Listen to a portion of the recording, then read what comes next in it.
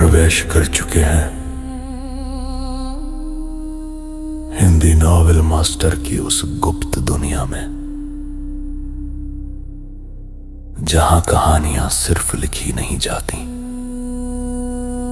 जाग उठती है। यहां हर छाया के पीछे एक रहस्य छिपा है, हर कदम पर एक अनसुनी फुसफुसाहट, और हर कहानी आपको उस अंधेरे दरवाजे तक ले जाती है जिसे खोलने की हिम्मत हर किसी में नहीं होती। डिस्क्लेमर: इस संसार के सभी पात्र, घटनाएं और स्थान कल्पना के धुएं से जन्मे हैं। इनका किसी वास्तविक व्यक्ति, संस्था या घटना से कोई संबंध नहीं है। यदि कोई समानता लगे तो याद रखिए, संयोग भी कभी कभी कहानी का हिस्सा बन जाता है। ये सामग्री केवल मनोरंजन और कल्पनाओं की रहस्यमयी यात्रा के लिए है। अध्याय 245 ठाकुर मठ। रुद्रधाम के प्रमुख खतरे में हैं। नहीं नहीं, तुम्हें पता भी है वो कैसी जगह है। वो एक बेहद खौफनाक जगह है, मैं वहां नहीं जाऊंगा। बूढ़े कप्तान ने तुरंत मना कर दिया। कालनगर में रहने वाला कोई भी व्यक्ति एकांत द्वीप पर कदम रखने की हिम्मत नहीं करता।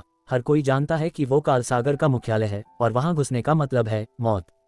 कप्तान को जरा भी अंदाजा नहीं था कि पूरी कालसागर सेना का पहले ही सफाया हो चुका है। तुम लोग कौन हो और तुम एकांत द्वीप क्यों जा रहे हो? पृथ्वी सतर्क हो गया और उसने उन दोनों से रूखेपन से पूछा। उस आदमी और औरत ने तुरंत पृथ्वी की ओर देखा। आर्यावर्त से कोई है और एक योद्धा भी। उस आदमी ने तुरंत उसे भांप लिया। मैं समझ गई, लड़की अचानक बोल पड़ी, फिर पलटकर पूछा, क्या तुम रुद्रधाम से हो? छाया, तुम बहुत जल्दबाजी करती हो। आदमी ने चेतावनी दी, क्या पता यह अजनबी कोई दुश्मन हो। तुम्हें रुद्रधाम से क्या काम है? पृथ्वी ने ठंडे स्वर में पूछा। उसके चेहरे पर डर का नामो निशान नहीं था। कालसागर और देवलोक, उन दोनों महाशक्तियों का खात्मा हो चुका था। रुद्रधाम की ताकत के आगे अब कालनगर को किसी से डरने की जरूरत नहीं थी। वरिष्ठ गुरु भाई, देखो ये रुद्रधाम का ही है। छाया चिल्लाई और दौड़कर पृथ्वी के पास पहुंच गई। पृथ्वी के शरीर से एक खूंखार आभा फूट पड़ी। हालांकि वह डरा नहीं था, पर वह सतर्क था। किसे पता ये दोनों क्या चाहते हैं। शांत हो जाओ, हम दुश्मन नहीं हैं। अपने प्रमुख को अभी कॉल करो, कोई उन्हें मारने वाला है। छाया ने जोर देकर कहा। तुम्हारा मतलब कालसागर और देवलोक से है? प्रमुख ने उनका सफाया कर दिया है, पृथ्वी ने ताना मारा। कालसागर और देवलोक दोनों बर्बाद हो गए। छाया और उस आदमी की सांसें अटक गईं, उनके चेहरों पर सदमे की लहर दौड़ गई। दुनिया के 3 महान निषिद्ध क्षेत्रों में से 2 को रणवीर रायचंद ने कुचल दिया, ये तो अविश्वसनीय था। तुम्हारी जानकारी पुरानी है। तुम लोग आखिर हो कौन? पृथ्वी ने कड़क आवाज में पूछा। नहीं, छाया ने बात काटी, हम कालसागर या देवलोक की बात नहीं कर रहे, यह कोई और ताकत है। कौन सी ताकत? पृथ्वी ने पूछा। समझाने का वक्त नहीं है, अपने प्रमुख को खबर करो वरना बहुत देर हो जाएगी। मैं कसम खाती हूँ ये सच है, अगर मैं झूठ बोल रही हूँ तो तुम बाद में मुझे मार देना। छाया गिड़गिड़ाई। उसकी बेताबी देखकर पृथ्वी को भी शक होने लगा। प्रमुख अभी तक वापस नहीं लौटे थे और इस बात ने उसे पहले ही बेचैन कर रखा था। लड़की की चेतावनी ने उसकी चिंता और बढ़ा दी। रुद्रधाम को धोखा देने की हिम्मत करने वाला कोई पागल ही हो सकता था, इसलिए उसकी बात में दम लग रहा था। हमारे प्रमुख एकांत द्वीप से वापस आ रहे हैं और अभी समुद्र में हैं। खराब सिग्नल की वजह से हम उनसे संपर्क नहीं कर पा रहे, पृथ्वी ने कहा। लानत है, यह जरूर उनका ही काम होगा। छाया चिल्लाए, हमें जल्दी करनी होगी वरना उनकी योजना सफल हो जाएगी। वह आदमी कप्तान के साथ बातचीत करने के लिए दौड़ा। आखिर हो क्या रहा है? पृथ्वी ने पूछा। बहुत पेचीदा मामला है, कोई प्रमुख को मारना चाहता है, हमें अभी जाना होगा। छाया जल्दी से बोली, क्या यह उन रायली लोगों का काम हो सकता है? पृथ्वी ने सोचा। वह जानता था कि रायली परिवार ने अपने आदमियों को कालनगर भेजा था, साथ ही उन्हें गुप्त घाटी और तमस संप्रदाय का भी समर्थन हासिल था। लेकिन उन दुश्मनों का कोई सुराग नहीं मिला था और वे कालसागर या देवलोक का मुकाबला कैसे कर सकते थे। उसने उन्हें खारिज कर दिया था, इसलिए उसने उन पर कोई ध्यान नहीं दिया था। जहाज बहुत धीमा है, यहीं रुको। पृथ्वी ने तुरंत कार्रवाई की। रुद्र सेना से संपर्क करके एक हेलीकॉप्टर मंगवाया। उसे अपनी बात पर विश्वास करते और हेलीकॉप्टर बुलाते देख छाया और वह आदमी वहीं इंतजार करने लगे।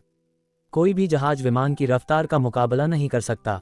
आदेश देने के बाद पृथ्वी ने तुरंत वज्र और रुद्र को जानकारी दी। ये सुनकर कि प्रमुख खतरे में हैं, वज्र और रुद्र सन रह गए और तुरंत निकल पड़े। दुर्भाग्य से सेना पहले ही वापस लौट चुकी थी। हर विमान और युद्धपोत काल सागर क्षेत्र को छोड़ चुका था। वापस मुड़ने में कीमती समय बर्बाद होता।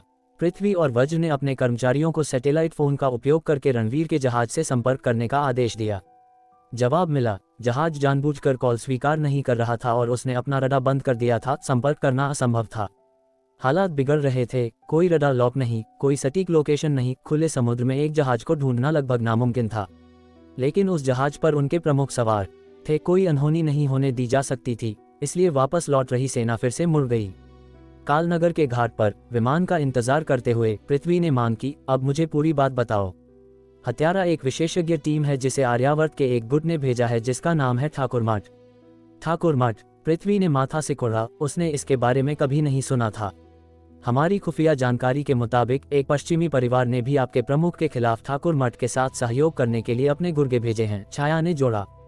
रायली परिवार? पृथ्वी ने तुरंत पूछा। बिल्कुल, छाया ने सिर हिलाया। मुझे पता था उनकी इतनी हिम्मत कि वो प्रमुख के खिलाफ साजिश रहे। पृथ्वी गुस्से से आग बबूला हो गया। और तुम दोनों कौन हो? छाया ने जवाब देना शुरू ही किया था कि उस आदमी ने उसे टोक दिया। हम बता नहीं सकते, बस इतना समझो कि हम तुम्हारे दुश्मन नहीं हैं। पृथ्वी ने घूर कर देखा। अपनी भलाई के लिए बेहतर होगा कि तुम सच बोल रहे हो, वरना तुम बहुत बुरी मौत मरोगे। आदमी ने एक ठंडी हंसी हंसी। तुम रुद्र सेना को आदेश दे सकते हो तो तुम जरूर अष्टनाग राजाओं में से एक होगे। फिर भी अगर नौबत हाथापाई की आई तो शायद तुम मुझे हरा ना पाओ। पृथ्वी के चेहरे के भाव बदल गए। ये दोनों बहुत तेज थे। उन्होंने अंदाजा लगा लिया था कि वह रुद्रधाम का एक नाग राजा है। लगता है तुम नाग राजाओं को कम आंक रहे हो। हारने का दावा करने की हिम्मत? क्या यह आदमी शक्ति देव स्तर का माहिर हो सकता है? कोई अपमान नहीं, बस तथ्य बता रहा हूं, आदमी ने शांति से जवाब दिया। पृथ्वी की आंखों में गुस्सा भड़क उठा। नाराज मत हो, तुम्हारे प्रमुख की जान ज्यादा कीमती है, उस आदमी ने आग को ठंडा करते हुए कहा। काश हमें तुम्हारे प्रमुख की पहचान पहले पता चल जाती तो हम उन्हें चेतावनी दे सकते थे, छाया ने अफसोस जताया। शुरू में ये सुनकर कि रणवीर ने मगर गैंग का सफाया कर दिया, वे बस उसकी ताकत से हैरान थे। उन्होंने सपने में भी नहीं सोचा था कि वह रुद्रधाम के खुद रणवीर रायचंद हैं। बाद में ही एक संदेश से उनकी पहचान का खुलासा हुआ। तब तक वे जान चुके थे कि रणवीर काल सागर के मुख्यालय की ओर निकल चुके हैं। साथ ही उन्हें पता चला कि ठाकुर मठ परछाइयों में दुबका हुआ है, उनकी हत्या करने के लिए तैयार। इसलिए वे घाट की ओर दौड़ पड़े थे, लेकिन सही समय पहले ही बीत चुका था। तुम क्या चाहते हो? पृथ्वी ने अपने गुस्से पर काबू पाते हुए पूछा। तुम्हें बताने से कोई फायदा नहीं, हमारा दुश्मन भी ठाकुर मठ है, इसलिए हम मदद करने आए हैं, उस आदमी ने कहा। पृथ्वी अभी भी पूरी तरह आश्वस्त नहीं था। ये दोनों चतुर थे और इनसे सावधान रहने की जरूरत थी। वो आ गया, पृथ्वी अचानक चिल्लाया, आकाश की ओर देखते हुए। एक हेलीकॉप्टर गरजता हुआ आया और कुछ ही सेकंड में घाट पर उतर गया। चलो, पृथ्वी छलांग लगाकर उस पर चढ़ गया। छाया और उसका वरिष्ठ गुरु भाई भी उसके पीछे केबिन में चले गए। एकांत द्वीप की ओर चलो, पृथ्वी ने पायलट को आदेश दिया। गड़गड़ाहट गड़गड़ाहट गड़गड़ाहट। हेलीकॉप्टर समुद्र के ऊपर तेजी से निकल गया। अध्याय 246 डायन विश्व नियंत्रण। इस पल अथाह समुद्र पर एक जहाज अपनी पूरी ताकत से चल रहा था। उसकी गति अधिकतम सीमा पर थी। एक विशाल सफेद शार्क की तरह वह गहरे समुद्र की ओर दौड़ रहा था, अशांत लहरों को चीरता हुआ। केबिन के अंदर रणवीर ध्यान की मुद्रा में बैठा साधना कर रहा था। उसने 3 महाशक्तियों के खिलाफ काफी प्राण शक्ति खर्च की थी, यक्षराज, देव स्वामी और नरकासुर। अगर उसने हाल ही में अपनी बेड़ियां तोड़कर अपनी साधना में थोड़ा सुधार न किया होता तो शायद वह नरकासुर को नहीं मार पाता। तीनों में वह सबसे ताकतवर था और उसके पास जो शक्ति थी वह बस अविश्वसनीय थी। इसके अलावा इन तीनों को मारने के साथ साथ उसने 5 महान मृत्यु देवताओं और 20 पाताल राजाओं को भी नष्ट किया था। रणवीर की शारीरिक शक्ति और भी ज्यादा क्षीण हो चुकी थी। लेकिन तभी रणवीर ने अचानक अपनी आंखें खोलीं और एक तेज रोशनी फूट पड़ी। आकाश, हमें निकले हुए कितना समय हो गया है? आवाज सुनने के बाद आकाश तुरंत आगे आया। उसके चेहरे पर संदेह का भाव था और फिर उसने समय देखा। लगभग आधा घंटा। ऐसा नहीं होना चाहिए, रणवीर बुदबुदाया और जल्दी से डेक पर आ गया। ऊपर देखते हुए उसे तटरेखा भी दिखाई नहीं दे रही थी। हवा और लहरों और समुद्र द्वारा परावर्तित रंग को देखते हुए वे अभी भी तटरेखा से बहुत दूर थे। सरसर सरसर। चांदनी और हिमानी भी तेजी से आगे आए। प्रमुख, क्या बात है? आकाश भी उलझन में था और उसने अभी तक कुछ गड़बड़ नोटिस नहीं की थी। हमें फंसाया गया है, रणवीर ने अचानक कहा। क्या? ये शब्द सुनते ही आकाश, चांदनी और हिमानी तीनों को गहरा धक्का लगा। जहाज काल नगर की ओर नहीं बल्कि उल्टी दिशा में जा रहा है, रणवीर ने ठंडे स्वर में कहा। उसकी आंखों में शीतलता चमक उठी। उसे डर था कि कोई दुश्मन जहाज में घुसपैठ कर चुका है। कालनगर की ओर नहीं। ये सुनने के बाद आकाश और बाकी दोनों के चेहरे और भी ज्यादा हैरान रह गए। उन्होंने पहले एकांत द्वीप तक के समय की विस्तार से गणना नहीं की थी और अलग अलग जहाजों की गति भी अलग अलग होती है, इसलिए उन्होंने ज्यादा नहीं सोचा था। प्रमुख, क्या ये हो सकता है? आकाश ने सावधानी से पूछा। उसे यह असंभावित लग रहा था। यह जहाज रुद्र सेना के नियंत्रण में था। अगर प्रमुख जो कह रहे थे वह सच था, तो क्या इसका मतलब यह नहीं था कि रुद्र सेना के भीतर गद्दार थे? हालांकि मैं कमरे में साधना कर रहा था, लेकिन मैं महसूस कर सकता था कि जहाज की गति लगातार बढ़ रही थी। मौजूदा गति को देखते हुए आधा घंटा कालनगर पहुंचने के लिए काफी होता। लेकिन क्या तुम्हें कालनगर की परछाई भी दिखी? रणवीर ने पूछा। आकाश और अन्य लोगों ने अपना सिर घुमाकर देखा, लेकिन कालनगर का कोई नामोनिशान नहीं था, यहाँ तक कि तटरेखा की रूपरेखा भी नहीं। प्रमुख सही कह रहे हैं, चांदनी ने अचानक कहा। आकाश ने तुरंत उसकी ओर देखा। क्या छाया संप्रदाय की छाया ने भी कुछ गड़बड़ नोटिस की थी? आसमान में सूरज को देखो, चांदनी ने कहा। सबने जल्दी से ऊपर देखा।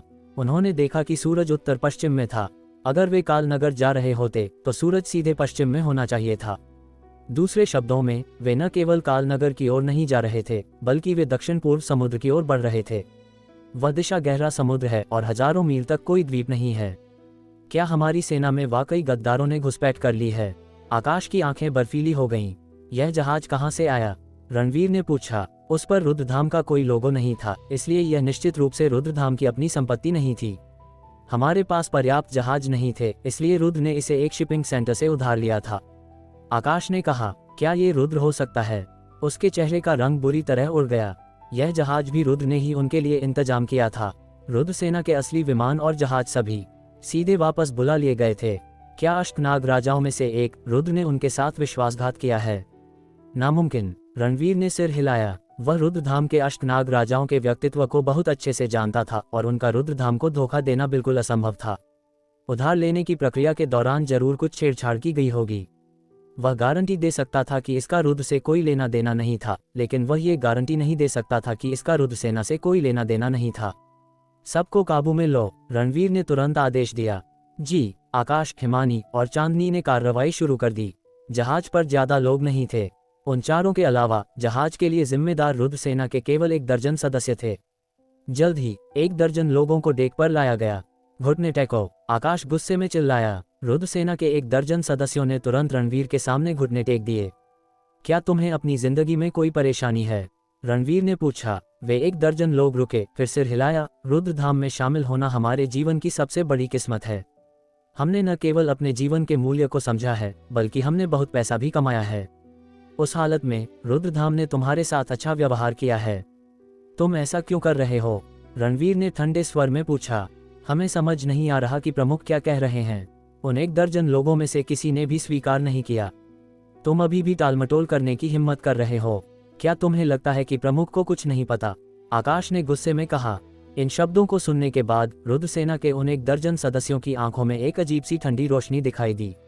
सरसर सरसर सरसर, उन्होंने पलक झपकते ही रणवीर पर हमला कर दिया। गद्दारों का झुंड, तुम्हारी हिम्मत कैसे हुई प्रमुख पर हमला करने की? देखो, मैं तुम्हें यहीं मौत के घाट उतारता हूँ। आकाश आग बबूला हो गया। रुको, रणवीर ने अचानक कहा। एक ही पल में उसका शरीर तेजी से घूमा और उसने अपनी उंगलियां उन लोगों की ओर की। प्राण शक्ति उनमें समा गई और वे 1 दर्जन लोग तुरंत जम गए। रणवीर ने तेजी से आगे बढ़कर सीधे एक व्यक्ति की पलक खोली और देखा कि पुतलियां खून से लाल थीं और उनसे एक हल्की ग्रे रोशनी निकल रही थी। इन्होंने रुद्रधाम को धोखा नहीं दिया, इन्हें विष देकर नियंत्रित किया गया है। ये सुनकर आकाश और बाकी लोग हैरान रह गए। ये कैसा जहर है जो इतना शक्तिशाली है कि दिमाग को भी काबू कर सकता है? रणवीर ने निर्णायक रूप से प्राण शक्ति छोड़ी और इन लोगों के शरीर की सावधानीपूर्वक जांच की। उसकी भौहें तन गईं। पिशाच विष। एक ही पल में उसने अपनी हथेली जोर से मारी और वे 1 दर्जन लोग तुरंत अपना मुंह खोलकर काला खून थूकने लगे। जमीन पर गिरते ही ऐसा लगा जैसे उसमें जान आ गई हो और वह तुरंत रेंगकर भागने लगा। रणवीर ने निर्णायक रूप से अपना पैर उठाया और उसे कुचल दिया। चिटचिट चिटचिट, उस खून से तुरंत काला धुआं निकलने लगा और फिर उसका असली रूप सामने आ गया, जो बहुत ही घिनौने कीड़े थे। ये तो आकाश को झटका लगा। पिशाच कीड़े, एक बहुत ही क्रूर जादुई विश्वविद्या। इस तरह का तंत्र हमारे आर्यावर्त में कुछ जगहों पर प्रचलित है, हिमानी ने कहा। क्या ये हो सकता है कि हमारे खिलाफ साजिश रचने वाला दुश्मन भी आर्यावर्त से ही हो? आकाश ने अनुमान लगाया। जरूरी नहीं, हिमानी ने सिर हिलाया, ज्यादा कुछ नहीं समझाया। इस तरह की पिशाच विश्वविद्या न केवल आर्यावर्त में पाई जाती है, बल्कि दुनिया भर में कई जगहों पर मिलती है। साधना के तरीके एक जैसे होते हैं। यक्षराज ने जो तरीका अपनाया था वह भी इसी तरह का था। थोड़ी देर बाद रुद्र सेना के वे 1 दर्जन सदस्य जाग गए, उनके चेहरों पर उलझन थी। फिर उन्होंने रणवीर को देखा और तुरंत चिल्लाए, प्रमुख, तुम्हें किसी ने पिशाच विष दिया था, बताओ तुम्हें क्या हुआ था? रणवीर ने पूछा। रुद्र राजा ने हमें यह जहाज लाने का आदेश दिया था। गंतव्य पर पहुंचने के बाद हमने इसे बस सौंप दिया। उसके बाद क्या हुआ हमें कुछ याद नहीं, एक सदस्य ने गंभीरता से कहा। बाकी सबने सिर हिलाया। लगता है कि उन्हें उसी वक्त जहर दिया गया था, रणवीर ने कहा। यह तय करना मुश्किल था कि इसका उस शिपिंग कंपनी से कोई संबंध था या नहीं। अध्याय 247 मृतक योद्धा। रुद्रधाम के सदस्यों पर नियंत्रण पाने के बाद भी हमलावर ने तब कोई चाल नहीं चली जब समूह एकांत द्वीप पहुंचा था। इसके बजाय उसने तब वार किया जब रणवीर कालनगर वापस जा रहा था। निशाना साफ तौर पर खुद रणवीर था। अजीब बात थी कि रुद्र सेना पर काबू पाने के बाद उन्हें हमला करने का आदेश देने के बजाय दुश्मन ने उन्हें समुद्र में बहुत दूर ले जाने का रास्ता चुना। ये कौन सी चाल थी?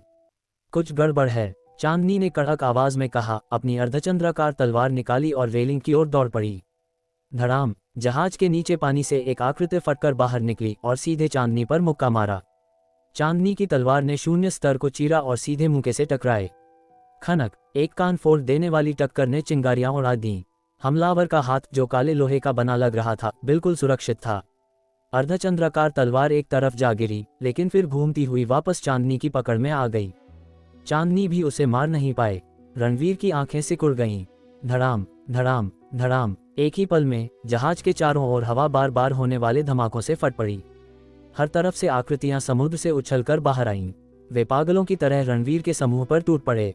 तो इसीलिए तुमने इंतजार किया, तुम मुझे खुले पानी में लाना चाहते थे जहां रुद्र सेना मेरी मदद न कर सके। रणवीर ने ताना मारा। दुश्मन सच में सोचता है कि मैं इतना कमजोर हूं? ये छोटे मोटे कीड़े मकोड़े मेरे लिए कुछ भी नहीं। मुझे अकेले इनसे निपटने के लिए रुद्र सेना की जरूरत नहीं है। मार डालो इन्हें, रणवीर ने तुरंत आदेश दिया। आकाश और हिमानी पहले ही हरकत में थे। घात लगाकर हमला करने वालों पर झपट पड़े। पलक झपकते ही एक भीषण लड़ाई छिड़ गई। रणवीर ने अंदाजतन 50 हमलावरों को गिना। सबने काले रंग के चुस्त सूट और हेलमेट जैसे मुखौटे पहन रखे थे। उनके चेहरे देखना नामुमकिन था।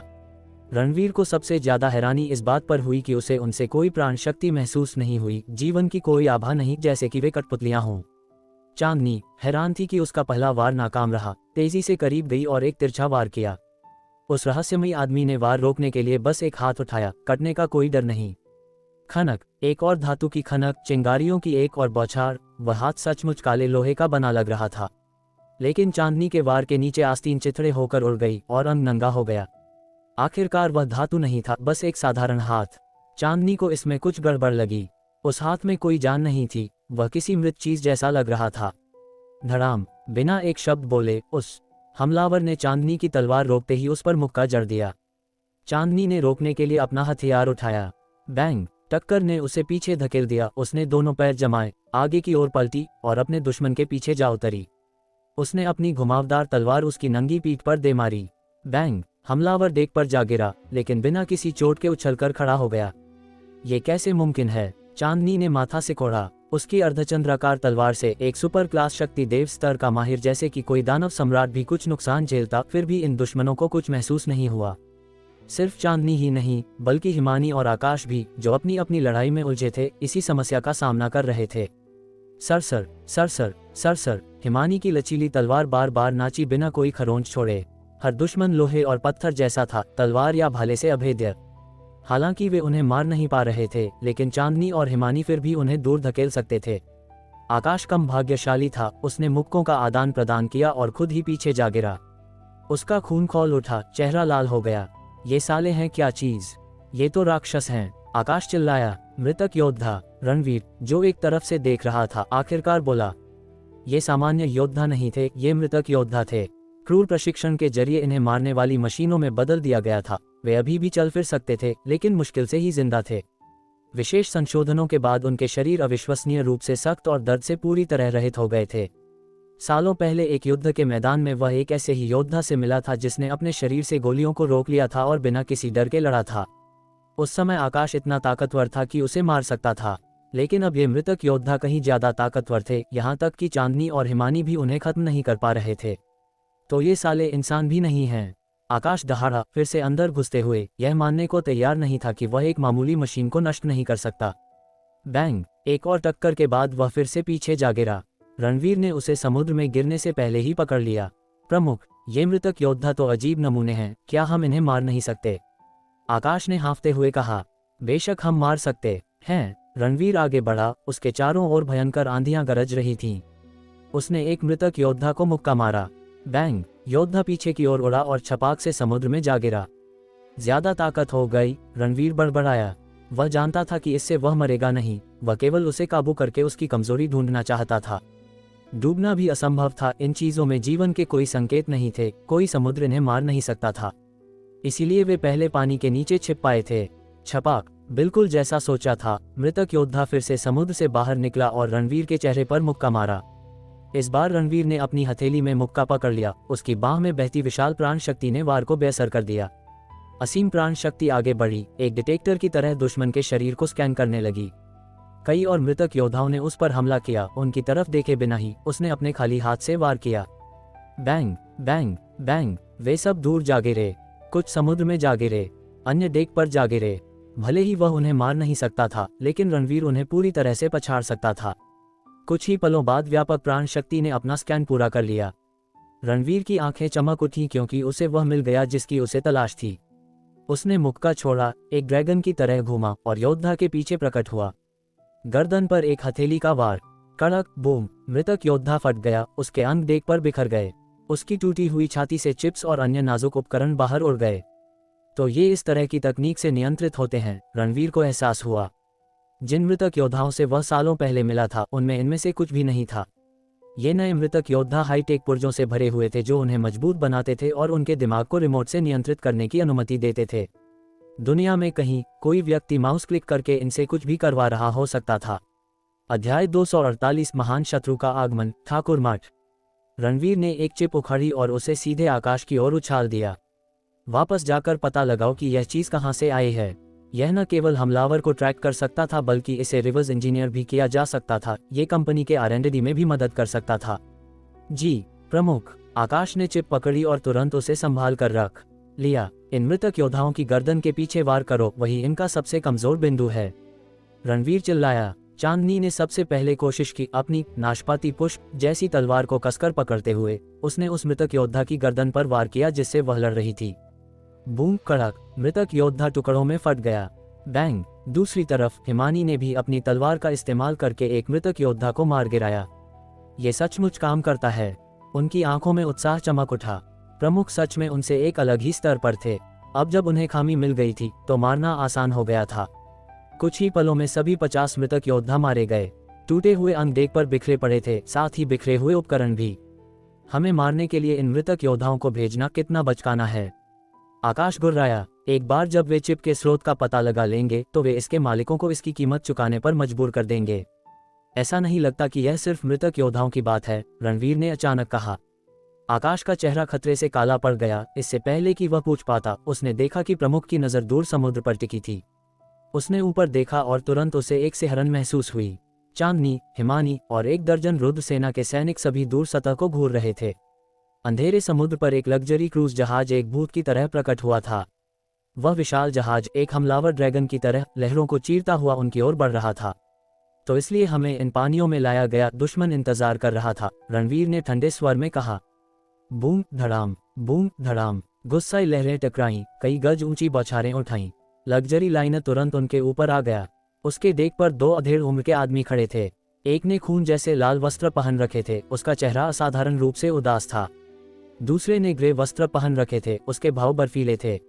उनके मिजाज अलग थे, लेकिन दोनों से अत्यधिक खतरे का एक ही जैसा एहसास हो रहा था। उनके पीछे काले वस्त्रों में दर्जनों लोग खड़े थे जो रणवीर के समूह को बर्फीली हत्यारी नियत से देख रहे थे। आधुनिक क्रूज पर प्राचीन दिखने वाले हथियारों का नज़ारा बेहद अजीब लग रहा था। उन सभी के चेहरे पूर्वी थे। रणवीर ने उनके मूल का अनुमान लगाया लेकिन यकीन नहीं कर सकता था। ग्रे वस्त्र वाले आदमी ने डेक पर बिखरे कटे हुए अंगों पर अपनी नज़र दौड़ाई और एक ठंडी मुस्कान दी। रायली परिवार ने जो मृतक योद्धा भेजे थे वो बेहद कमज़ोर हैं, तुम्हें यहाँ ललचा कर लाने के अलावा वे किसी काम के नहीं थे। तो ये रायली परिवार था। रणवीर की आंखों में ठंडी रोशनी चमक उठी। हैरानी की बात नहीं थी, वे जानते थे कि रायली परिवार ने किसी को भेजा था, लेकिन इस चाल की उम्मीद नहीं थी। रायली परिवार के साथ सहयोग ने रणवीर के शक की पुष्टि कर दी। तो तुम ही वो ताकत हो जो गुप्त घाटी और तमस संप्रदाय के पीछे है। हाँ, तुम मेरी सोच से ज्यादा होशियार हो, हमारे मूल का तुरंत अंदाजा लगा लिया, ग्रे वस्त्र वाले आदमी ने ताना मारा। जैसा कि उम्मीद थी, रणवीर ने मन ही मन सिर हिलाया। उनकी काल नगर की यात्रा ने खुलासा किया था कि देवलोक के अलावा 2 और ताकतें शामिल थीं। एक रायली परिवार था, दूसरा वह समूह था जो गुप्त घाटी और तमस संप्रदाय का समर्थन कर रहा था। आचार्य महावीर ने अपने पत्र में इसका जिक्र किया था, फिर भी उन्होंने उनकी सही पहचान का खुलासा नहीं किया था। रणवीर के पास कोई सुराग नहीं था और जब तक ये लोग सामने नहीं आए, उनका कोई नामोनिशान नहीं था। आज आखिरकार वह इस रहस्यमयी ताकत के सदस्यों से मिला था। हमारे प्रमुख से बात करते समय अपनी जबान को लगाम दो, आकाश जोर से चिल्लाया। ग्रे वस्त्र और लाल वस्त्र वाले आदमियों ने तुरंत अपनी नजर आकाश पर गड़ा दी। ऊंचे डेक से उन्होंने हिकारत से नीचे देखा, उनके होठों पर ताने तैर रहे थे। रुद्रधाम का एक मामूली प्रमुख इतना ऊंचा, हमारे लिए तो वह बस एक कीड़ा है, ग्रे वस्त्र वाले आदमी ने घमंड से कहा। हमारे प्रमुख को कीड़ा कहना, तुम अपनी मौत को दावत दे रहे हो।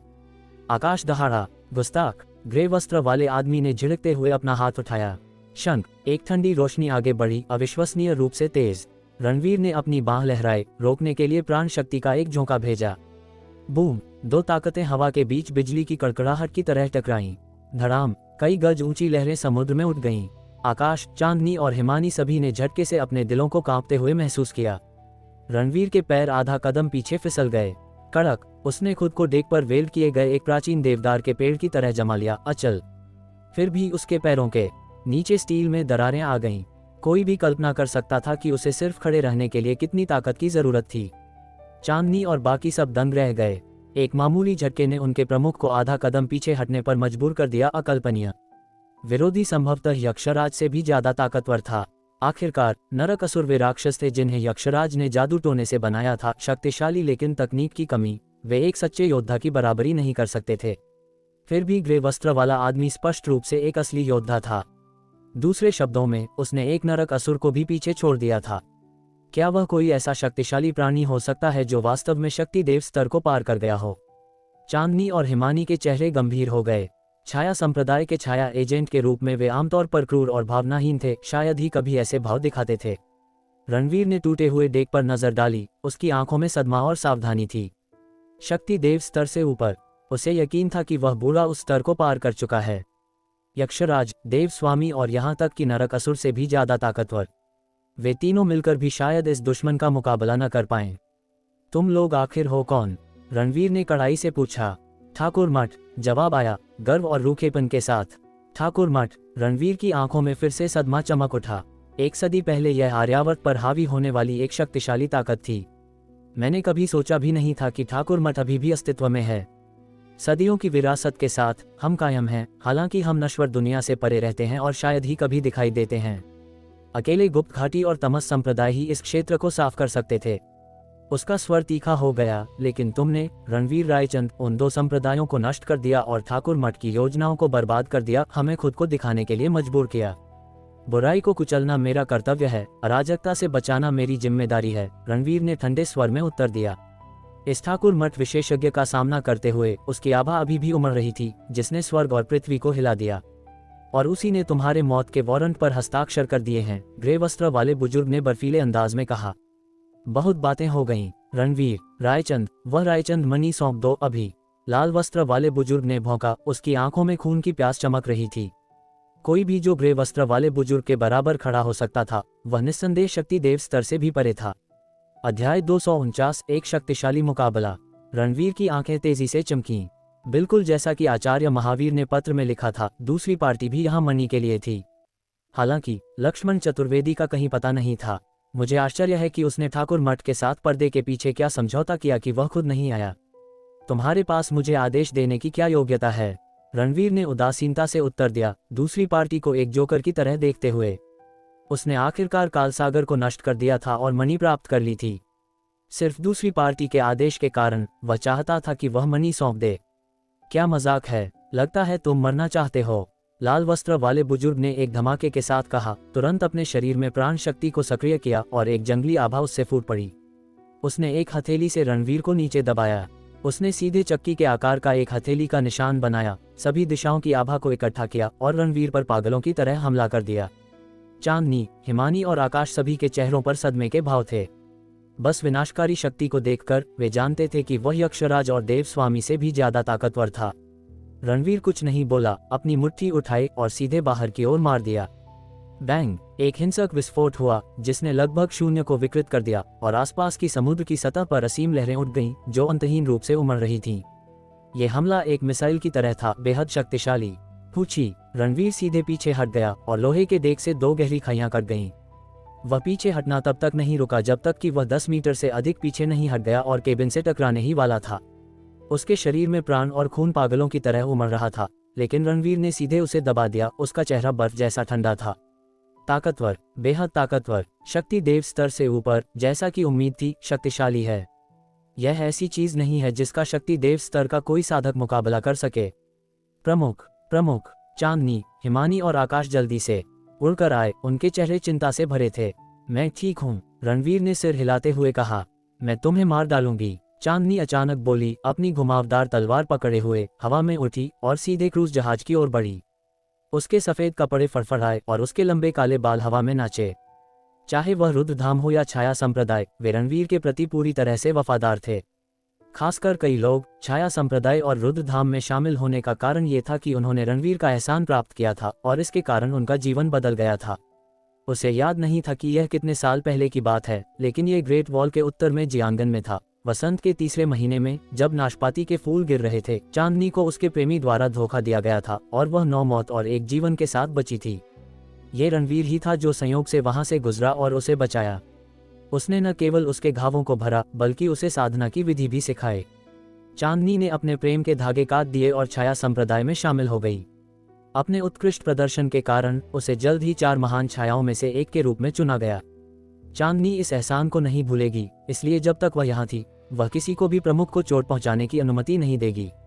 भले ही दूसरी पार्टी मजबूत थी और शक्ति देव स्तर से ऊपर की विशेषज्ञ थी, वह डरी नहीं।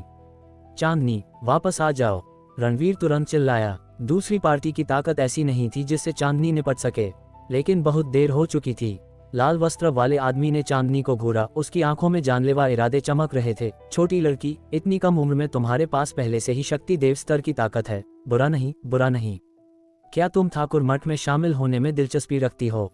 चांदनी कुछ नहीं बोली और अपनी तलवार से वार कर दिया। रोशनी की चमक के बीच ऐसा लग रहा था जैसे अनगिनत नाशपाती के फूल फड़फड़ा रहे हों। ये रिहा की गई तलवार की आभा थी, जिसे केवल वे ही मास्टर कर सकते थे जो तलवार का उपयोग करते थे और एक निश्चित स्तर तक पहुंचते थे। हजारों तलवार की आभा पागलों की तरह काट रही थीं। नहीं जानती कि तुम्हारे लिए क्या अच्छा है, लाल वस्त्र वाले आदमी ने ठंडे स्वर में सूंघा, अपना हाथ उठाया और बाहर की ओर मार दिया। टिंग, एक कुरकुरी आवाज निकली और लाल वस्त्र वाले आदमी का बड़ा हाथ चांदनी की घुमावदार तलवार पर जोर से लगा। तुरंत उसने अचानक अपनी ताकत लगाई, जैसे कि आकाश का एक टुकड़ा नीचे दबा रहा हो।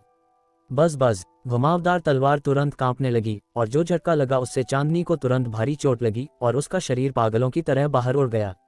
श्वा, रणवीर ने निर्णायक रूप से कार्रवाई की, हवा के बीच में ही चांदनी को पकड़ लिया और फिर देख पर उतरा। चांदनी का चेहरा पीला था और उसके मुंह के कोने से खून टपक रहा था। छाया संप्रदाय की 4 महान छायाओं में से सभी ने ताकत में शक्ति देव स्तर हासिल कर लिया था। वैश्विक मार्शल आर्ट में शक्ति देव स्तर में कदम रखने का मतलब था दुनिया के शीर्ष पर खड़ा होना। लेकिन चांदनी इस समय घायल थी। छाया संप्रदाय में शामिल होने के बाद ये पहली बार था। होंगची, रणवीर ने तुरंत चांदनी के शरीर में एक मजबूत प्राण शक्ति भेजी। रणवीर रायचंद, तुम्हारे फैसले की वजह से तुम और तुम्हारे अधीनस्थ आज मरेंगे। मैं अपनी ताकत का उपयोग तुम्हें यह बताने के लिए करूंगा कि रुद्रधाम का तथाकथित प्रमुख बकवास के अलावा कुछ नहीं है। हमारे सामने तुम बस एक कीड़े हो, लाल वस्त्र वाले आदमी ने मजाक उड़ाया। श्वा, हिमानी से तुरंत हत्यारी नियत फूट पड़ी। चांदनी को घायल करना और प्रमुख को कमतर आंकना, उसे मौत तक लड़ना होगा। हिमानी, रणवीर अचानक बोला, रुको और चांदनी का ख्याल रखो। जैसे ही उसकी आवाज गिरी, उसका शरीर अचानक हिला और उसने तुरंत शून्य में कदम रखा। होंग छी, शून्य स्थान अचानक फट गया, जैसे कोई परमाणु बम फट गया हो और दुनिया सुलगने ही वाली हो। चाहे वह रुद्रधाम हो या छाया संप्रदाय, रणवीर सभी सदस्यों को बहुत महत्व देता था। किसी ने भी उसके अधीनस्थों को चोट पहुंचाने की हिम्मत की, चाहे वह कोई भी हो, उसका केवल एक ही रास्ता था, मौत। भले ही वे ठाकुर मठ से थे, यह कोई अपवाद नहीं था। तुम चाहे कितने भी गुस्से में क्यों ना हो, तुम मुझे हरा नहीं सकते, लाल वस्त्र वाले आदमी ने तिरस्कारपूर्वक कहा। उसकी प्राण शक्ति बेतहाशा दौड़ रही थी। होंग, एक और हथेली कुचल दी गई। तुम अभी भी क्रूज जहाज पर चढ़ना चाहते हो? क्या तुम नहीं देखते कि तुम काफी योग्य हो या नहीं? रणवीर ने कदम दर कदम आसमान में कदम रखा और उसके पैरों के नीचे घनी प्राण शक्ति उत्सर्जित हो रही थी, जैसे कि समतल जमीन पर चल रहा हो।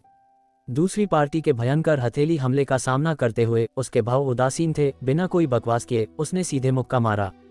पूछी, इस मुक्के के साथ ये देखा जा सकता था कि शून्य में वायु प्रवाह उसके साथ गरज रहा था, जैसे कि बाघों का एक समूह पहाड़ से नीचे उतर रहा हो, सब कुछ साफ कर रहा हो। होंग, दोनों ने तुरंत एक साथ हमला किया और आसमान हिंसक रूप से कांप उठा। नंगी आंखों से दिखाई देने वाली एक शॉक वेव हिंसक रूप से उतार चढ़ाव वाली थी और सैकड़ों मीटर के दायरे में फैल गई। रणवीर का शरीर फिर से पीछे हट गया, लेकिन उसकी तरह लाल वस्त्र वाला आदमी भी पीछे हट गया। उसने अचानक अपना बड़ा हाथ वापस खींचा, नीचे देखा और उसका गुस्सा आसमान छू गया।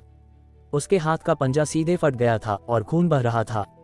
उसकी आंखें दहशत से भरी थीं। बदबूदार छोकरे, तुम वास्तव में मुझे चोट पहुंचाने के लिए स्वर्ग और पृथ्वी की शक्ति का उपयोग कर सकते हो। मूर्ख होने के लिए खुद को दोष दो, रणवीर ने उदासीनता से कहा। जहाज पर वापस उतरने का इंतजार किए बिना उसने सीधे हवा के बीच में अपने शरीर को स्थिर किया और फिर एक तेज तीर की तरह बाहर निकला, सीधे क्रूज जहाज की ओर बढ़ रहा था। मैं तुम्हें दूसरा मौका नहीं दूंगा, लाल वस्त्र वाला आदमी दहाड़ा। तुरंत वह चिल्लाया, रक्त पिपासा महाविद्या। उसके पूरे शरीर पर वह तुरंत खून जैसे रंग की रोशनी के साथ उमड़ रहा था। इस पल रणवीर का शरीर पहले ही क्रूज जहाज के करीब पहुंच रहा था। नरक में जाओ, लाल वस्त्र वाला आदमी दहाड़ा। अपना बड़ा हाथ फिर से लहराया और हथेली से हमला किया। ये पिछली हथेली तकनीक की तुलना में कई गुना अधिक शक्तिशाली था। खून के रंग की रोशनी ने एक भयानक अर्थ प्रकट किया, जैसे कि नरक की भूतिया रोशनी चमक रही हो, दुनिया की रोशनी को दबाने की कोशिश कर रही हो। रणवीर ने अपनी हथेली उठाई, एक बार फिर स्वर्ग और पृथ्वी की शक्ति का उपयोग किया और इसे मुक्का मारा। उसकी अपनी साधना दूसरी पार्टी जितनी अच्छी नहीं है, लेकिन जिस साधना तकनीक का वह अभ्यास करता है वह अधिक रहस्यमय है। वह अपने उपयोग के लिए स्वर्ग और पृथ्वी के बीच मौजूद शक्तिशाली प्राण ऊर्जा का उपयोग कर सकता है, ताकि वह हमले को और भी अधिक शक्तिशाली बना सके। बैंग, एक और जोरदार धमाके के साथ रणवीर की मुट्ठी और लाल वस्त्र वाले आदमी की हथेली आपस में बुरी तरह टकराई। एक शक्तिशाली प्रभाव उन दोनों पर छा गया। रणवीर और लाल वस्त्र वाले बुजुर्ग पीछे नहीं हटे, बल्कि दांत पीसकर एक दूसरे का सामना किया। लाल वस्त्र वाले आदमी के हाथ से उमड़ने वाली खून के रंग की रोशनी ने तुरंत रणवीर को घेर लिया। रणवीर के भाव बदल गए। इस खून के रंग की प्राण ऊर्जा में कुछ अजीब है। अध्याय 250, एक भीषण रक्त युद्ध। एक ही पल में यह एक अजीब शक्ति में बदल गया और रणवीर के शरीर में प्रवेश कर गया। उसके शरीर का सारा खून इस समय अचानक उबलने लगा, जैसे कि आग से कोई कड़ाही जला दी गई हो। वह वास्तव में मेरे शरीर में प्राण ऊर्जा और खून को परिष्कृत कर रहा है। रणवीर ने अपनी आंखें सिकुड़ी। यह एक तरह की बुरी तकनीक है। रुद्र सेना में जो काला जादू हुआ था वह ठाकुर मठ ने ही किया होगा। रणवीर ने ज्यादा नहीं सोचा और निर्णायक रूप से संजीवनी विद्या को सक्रिय कर दिया। उसके शरीर में प्राण शक्ति एक गरजती हुई पहाड़ी नदी की तरह थी, जिसने तुरंत उसके शरीर में प्रवेश करने वाली अजीब शक्ति को निगल लिया। यहाँ तक कि उसके चारों ओर घिरी खून के रंग की रोशनी भी एक पल में बिना किसी निशान के गायब हो गई। इतना ही नहीं, रणवीर ने लाल वस्त्र वाले आदमी के शरीर से निकलने वाली सारी रक्त प्राण ऊर्जा को भी अपने अंदर निगल लिया। ये कैसे हो सकता है? लाल वस्त्र वाले आदमी के चेहरे के भाव अचानक बुरी तरह बदल गए। उसने जिस रक्त पिपासा महाविद्या का उपयोग किया था वह एक अनूठी कला है जो मौके पर ही दुश्मन के शरीर में प्राण ऊर्जा और खून को परिष्कृत कर सकती है। ये दूसरी पार्टी की साधना को नष्ट करने से भी अधिक भयानक है और पलक झपकते ही दूसरी पार्टी को मम्मी में बदल सकती है। अनपेक्षित रूप से इसने रणवीर पर काम नहीं किया। इतना ही नहीं, दूसरी पार्टी पलटकर उसके शरीर पर उमड़ने वाली रक्त प्राण ऊर्जा को भी निगल सकती थी, जो कि बस अविश्वसनीय है। बहुत भयानक। तुम बहुत बदकिस्मत हो। मुझसे निपटने के लिए इस तरीके का उपयोग करना मौत को दावत देने के बराबर है, रणवीर ने ठंडे स्वर में कहा। संजीवनी विद्या में महारत हासिल करना न केवल आपको असाधारण और पवित्र चिकित्सा कौशल देता है, बल्कि आपको आपके शरीर में प्रवेश करने वाली सभी प्रकार की ऊर्जा को परिष्कृत करने की भी अनुमति देता है। लाल वस्त्र वाला आदमी बस एक लोहे की दीवार से टकरा गया था। बैंग! जैसे ही रणवीर ने लाल वस्त्र वाले आदमी से रक्त प्राण ऊर्जा को निगलना समाप्त किया, उसने अचानक अपनी ताकत लगाई। उसका सामना करने वाली हथेली तुरंत वापस खींच ली गई। लाल वस्त्र वाला आदमी लड़खड़ाकर पीछे हट गया। उसका चेहरा पीला था। उसने बहुत सारी प्राण ऊर्जा और खून खो दिया था। उसकी युद्ध शक्ति बुरी तरह प्रभावित हुई थी और उसका शरीर बेहद कमजोर था। बूम! एक ही पल में रणवीर क्रूज जहाज पर उतरा। बूम कड़क, बूम कड़क। जिस जगह उसके पैर उतरे वहां अनगिनत दरारें तुरंत दिखाई दी, जो पूरे पतवार की ओर फैल गईं, लगभग पूरे क्रूज जहाज को नष्ट कर दिया। हरामजादे! ग्रे वस्त्र वाले आदमी ने अचानक ठंडे स्वर में फटकार लगाए। रणवीर की ताकत के साथ उसे क्रूज जहाज पर आने से पहले ही सिर कलम कर दिया जाना चाहिए था। नतीजतन उसका एक साथी उससे घायल हो गया और वह आखिरकार क्रूज जहाज पर उतर गया। यह उनकी गरिमा का अपमान है। मार डालो इन्हें! ग्रे वस्त्र वाले आदमी ने जल्दी से आदेश दिया। वह और अधिक देरी नहीं करना चाहता था दुर्घटनाओं के मामले में।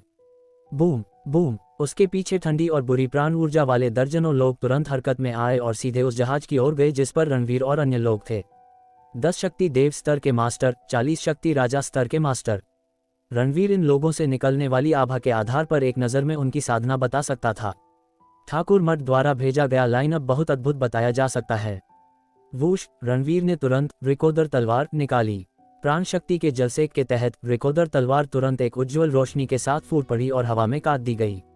इन दर्जनों लोगों को रोकने की तैयारी करो, मैं तुम्हें मार डालूंगा। ग्रे वस्त्र वाले आदमी ने ठंडे स्वर में फटकार लगाए। उसके हाथ में एक छोटा चाकू दिखाई दिया और तुरंत रिकोदर तलवार से मिला। खनक! तलवारें टकराईं, चिंगारियां उड़ी और फिर वे अलग हो गईं। रिकोदर तलवार रणवीर के हाथ में लौट आए और प्रभाव के एक बल के तहत उसका शरीर कुछ कदम पीछे हट गया। प्रतिद्वंद्वी की ताकत लाल वस्त्र वाले आदमी के समान है और वे दोनों ऐसे अस्तित्व हैं जो शक्ति देव स्तर से परे हैं। रणवीर पहले से ही बहुत स्वर्ग विरोधी है कि वह बिना घायल हुए सीधे प्रतिद्वंद्वी का सामना कर पा रहा है। ग्रे वस्त्र वाला आदमी भी थोड़ा पीछे हट गया और ब्लेड से आने वाली जानलेवा नियत को महसूस करते हुए उसकी आंखों में आश्चर्य का भाव दिखाई दिया। तुमने वास्तव में तलवार की मंशा की साधना की है, जो दुर्लभ है, लेकिन तुम आज भी मरोगे। ग्रे वस्त्र वाले आदमी के बोलने के बाद उसने चाकू पकड़ा और रणवीर को फिर से मारने दौड़ा। उसी समय लाल वस्त्र वाला आदमी भी तेजी से कार्रवाई कर रहा था। जहां तक ठाकुर मठ के दर्जनों मास्टरों का सवाल है, ग्रे वस्त्र वाले आदमी के हमले के कारण रणवीर उन्हें रोकने में विफल रहा और वे तुरंत उस जहाज पर उतर गए जहां आकाश और अन्य थे। मारो! चांदनी, हिमानी और आकाश सभी ने बिना किसी डर के तेजी से कार्रवाई की। यहाँ तक कि रुद्र सेना के 10 या उससे अधिक सदस्य, जिनकी ताकत उनके विरोधियों से बहुत कम थी, उनमें जरा भी डर नहीं था और वे सब दौड़ पड़े। जहाज पर एक भीषण लड़ाई जल्दी ही शुरू हो गई। रणवीर एक विशाल क्रूज जहाज पर था, अकेले शक्ति देव स्तर से ऊपर के 2 विशेषज्ञों से लड़ रहा था। रिकोदर तलवार पकड़े हुए उसने शून्य स्तर को चकनाचूर कर दिया और बेहद हिंसक था। लाल वस्त्र वाले आदमी ने भी एक हथियार का इस्तेमाल किया, नुकीले कांटों से ढका एक लोहे का पहिया, जो प्राण शक्ति के जलसेक के तहत तुरंत बाहर निकल गया। ये शून्य स्तर में पागलों की तरह घूमा, सीटी जैसी आवाजें निकाल रहा था। एक बार लग जाए तो शरीर 2 टुकड़ों में कट जाएगा। ग्रे वस्त्र वाला आदमी अभी भी रणवीर को दबाने के लिए छोटे चाकू का उपयोग कर रहा था। ठंडे ब्लेड से एक कोन पर बड़ी ताकत और वजन के साथ वार कर रहा था। रणवीर कुछ नहीं बोला, उसकी आंखें केवल अंतहीन ठंडी रोशनी से भरी थीं। उसने सीधे टकराने का विकल्प नहीं चुना। एक ही समय में शक्ति देव स्तर से ऊपर के 2 विशेषज्ञों से सीधे लड़ना उसके लिए कोई अच्छा नहीं होगा। ठीक जब लोहे का पहिया और तेज ब्लेड रणवीर को मारने ही वाले थे, रणवीर नहीं हिला, जैसे कि उसने खुद को भाग्य के भरोसे छोड़ दिया हो। रुको, कुछ गड़बड़ है। ग्रे वस्त्र वाला आदमी सबसे पहले प्रतिक्रिया करने वाला था और जल्दी से आश्चर्य में चिल्लाया, लेकिन बहुत देर हो चुकी थी। अगले ही सेकंड, बूम! एक ही पल में एक जोरदार धमाका हुआ। लोहे का पहिया और छोटा चाकू रणवीर के शरीर में घुस गए और जल्दी से आपस में टकराए, जिससे तुरंत चिंगारियां उड़ने लगीं। वे दोनों एक ही समय में पीछे हट गए। वह रणवीर का असली शरीर बिल्कुल नहीं था, बस एक भ्रम था। उसका शरीर पहले ही बच निकला था। उसने हमें चकमा दिया। दोनों हैरान थे। यह मूवमेंट तकनीक बहुत शानदार है। वूश! इस पल एक बड़ा संकट उसकी पीठ पर मंडरा रहा था। लाल वस्त्र वाले आदमी का चेहरा बदल गया और उसने निर्णायक रूप से पीछे देखा। उसने देखा कि एक तेज तलवार अचानक उसकी ओर वार कर रही है। हिस! लाल वस्त्र वाले आदमी ने ठंडी सांस ली और अपना पिछला अहंकार पहले ही त्याग दिया था। रणवीर बहुत खतरनाक है। उसकी साधना अभी भी शक्ति देव स्तर पर है, लेकिन जिस युद्ध शक्ति को वह बाहर निकालता है वह पहले से ही उनके क्षेत्र के बेहद करीब है। लाल वस्त्र वाले आदमी ने तुरंत विरोध करने के लिए लोहे के पहिए को बुलाया। बैंग, एक दबी हुई आवाज के साथ लोहे का पहिया सीधे पलट गया और फिर तलवार जल्दी से लाल वस्त्र वाले आदमी पर जा गिरी। रक्त दानव शरीर सुरक्षा। लाल वस्त्र वाला आदमी जल्दी से चिल्लाया और उसके शरीर पर एक खून लाल प्राण ऊर्जा कवच जल्दी से दिखाई दिया। बैंग कड़क, वृकोदर तलवार भयंकर और अद्वितीय थी। उसने तुरंत प्राण ऊर्जा कवच को काट दिया और फिर लाल वस्त्र वाले आदमी पर जा गिरी। पुची, तेज तलवार गुजरी और लाल वस्त्र वाले आदमी का शरीर तेजी से पीछे हट गया। उसकी छाती पर उसके कपड़े फटे हुए थे और एक खूनी घाव दिखाई दिया। बदबूदार छोकरे, तुम्हारी हिम्मत कैसे हुई मुझे फिर से चोट पहुंचाने की? मैं तुम्हें मार डालूंगा। लाल वस्त्र वाला आदमी पूरी तरह से गुस्से में था। रणवीर के हाथों में लगातार 2 बार पिटने ने इस ठाकुर मठ मास्टर की गरिमा को पूरी तरह से कुचल दिया था। उसका दिल उबलते हुए गुस्से से भर गया था। तो देखते हैं कौन किसे मारता है। रणवीर ने ठंडे स्वर में फटकार लगाई और फिर से लाल वस्त्र वाले आदमी की ओर दौड़ा। प्रतिद्वंद्वी गंभीर रूप से घायल था, इसलिए वह पहले इस व्यक्ति से छुटकारा पाना चाहता था ताकि केवल आखिरी ग्रे वस्त्र वाले आदमी से धीरे धीरे निपटा जा सके। लेकिन योजना इतनी आसानी से नहीं चली। लाल वस्त्र वाला आदमी स्पष्ट रूप से उकसाया गया था और उसने एक बहादुर युद्ध शक्ति बाहर निकाली। सीधे रणवीर के भौतिक शरीर की ओर बमबारी कर दी। रणवीर अभी भी पिछली चाल को दोहराने के लिए अपनी मूवमेंट तकनीक का उपयोग करना चाहता था, लेकिन प्रतिद्वंद्वी तैयार था। जैसे ही उसका असली शरीर चला गया, ग्रे वस्त्र वाले आदमी ने तुरंत इसका पता लगा लिया और तुरंत चाकू से वार कर दिया। रणवीर केवल उसके साथ टकराने का विकल्प चुन सकता था। खनक, एक और हिंसक टक्कर। रणवीर का शरीर बहुत प्रभावित हुआ। इस पल लाल वस्त्र वाले आदमी ने भी उसे मारने की कोशिश की। लोहे का पहिया पागलों की तरह उड़ा, जैसे काल की दरांती। रणवीर केवल विरोध करने के लिए अपना हाथ उठा सकता था। अध्याय 251। क्या यह अंत है? नहीं। धड़ाम, एक जोरदार धमाका हुआ। रणवीर रायचंद का शरीर पीछे की ओर उड़ता हुआ क्रूज शिप की रेलिंग से जा टकराया। उसके भीतर खून और प्राण शक्ति में उथल पुथल मच गई। वह इसे और नहीं रोक सका और उसके मुंह से खून का फव्वारा फूट पड़ा। रुद्रधाम के हॉल मास्टर के रूप में उसने दुनिया का हर कोना छान मारा था, यहाँ तक कि 3 बड़े निषिद्ध क्षेत्रों को भी उसने कभी कुछ नहीं समझा। और उसके पास ऐसा करने की ताकत भी थी। उसने अकेले दम पर देवलोक और काल सागर को नेस्तनाबूद कर दिया था। उस भयानक राक्षस नरक असुर का तो जिक्र ही क्या करना। फिर भी ठाकुर मठ के इन 2 लोगों के हाथों उसे युद्ध पथ पर कदम रखने के बाद अपनी पहली चोट खानी पड़ी। यह इसलिए नहीं था कि वह कमजोर था, बल्कि इसलिए कि दुश्मन बहुत ताकतवर थे। शक्ति राजा स्तर युद्ध कला का सांसारिक शिखर है। शक्ति देव स्तर तो पहले ही एक वर्जित क्षेत्र है, लेकिन ठाकुर मठ के ये 2 लोग शक्ति देव स्तर से भी आगे निकल चुके थे। वे ऐसे अस्तित्व थे जिन्होंने सभी हदों को तोड़ दिया था और नश्वरता से परे चले गए थे। रणवीर ने उनकी जहाज पर नजर दौड़ाई। वहां भी लड़ाई की हालत गंभीर थी। सिर्फ चांदनी और हिमानी के पास शक्ति देव स्तर की साधना थी। आकाश तो केवल शक्ति राजा स्तर के शिखर पर था। रुद्र सेना के बाकी दर्जन भर सैनिक तो लगभग न के बराबर थे। हालांकि दुश्मन की संख्या केवल 50 थी, लेकिन उनमें से पूरे 10 शक्ति देव स्तर के महारथी थे और बाकी सभी शक्ति राजा स्तर के मास्टर्स। ताकत का यह अंतर बहुत बड़ा था।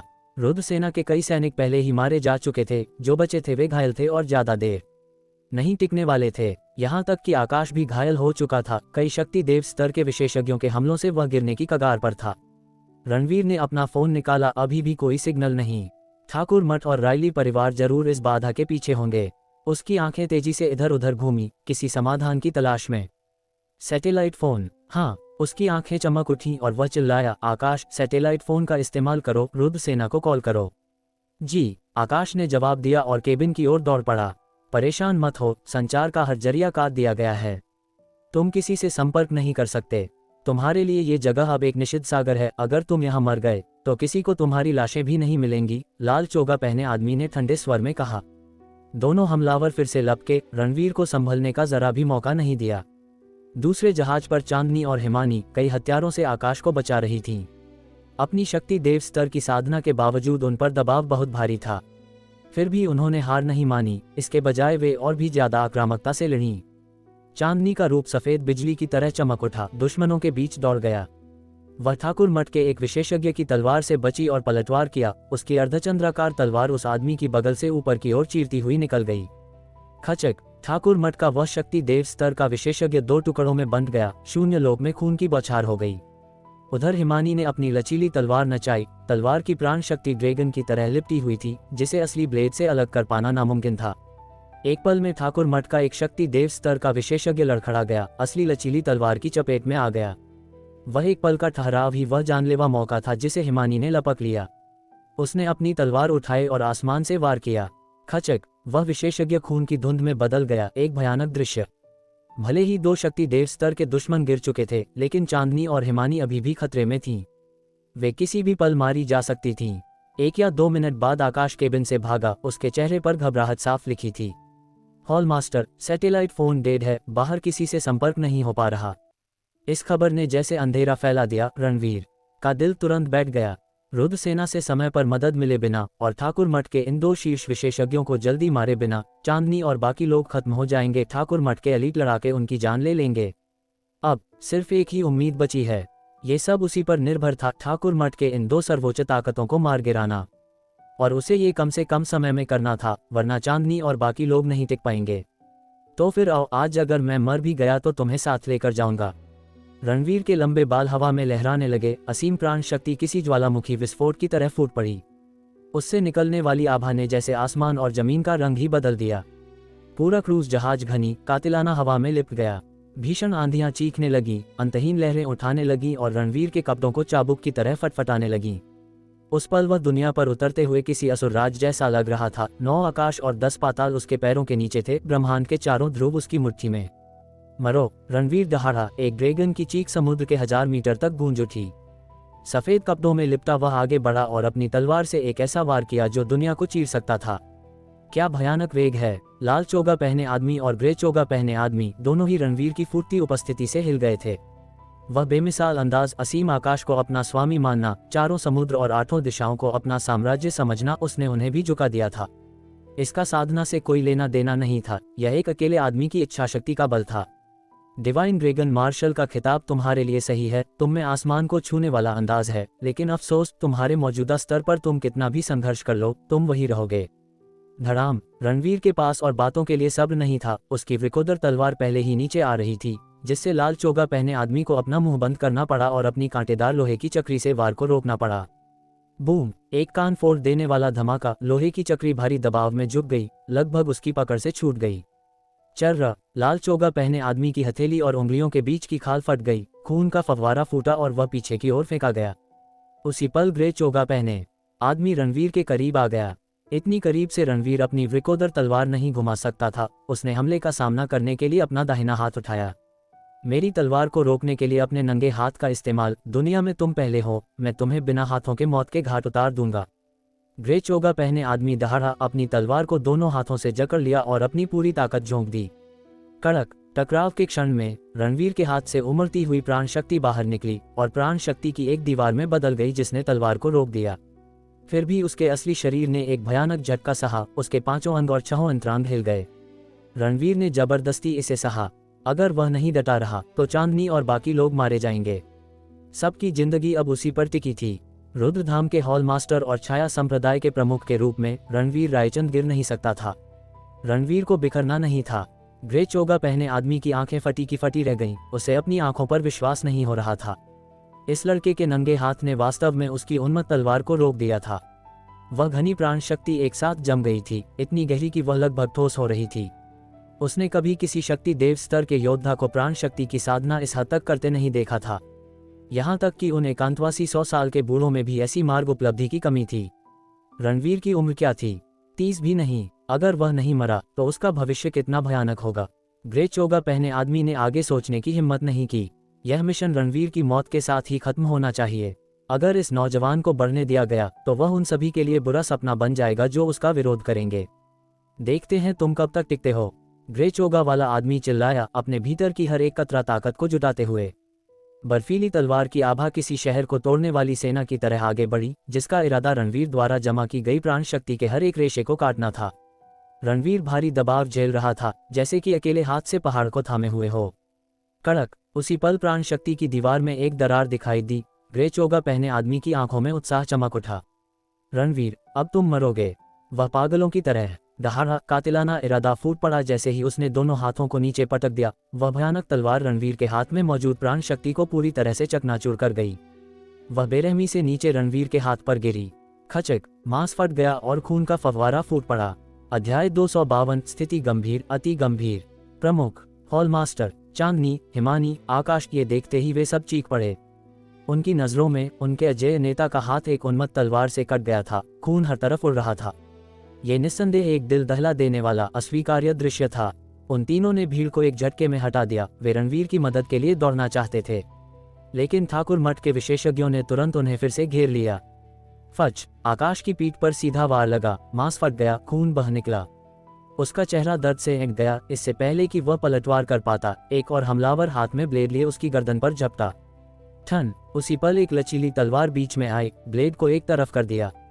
अगले ही पल हिमानी वहां आ गई, उसे बचा लिया। वे बस घेरा नहीं तोड़ पा रहे थे।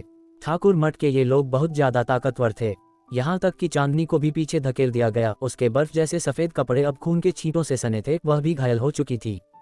क्रूज जहाज पर रणवीर का मांस काटने के बाद ग्रे चोगा पहने आदमी ने अपनी पूरी ताकत लगा दी और दबाता रहा।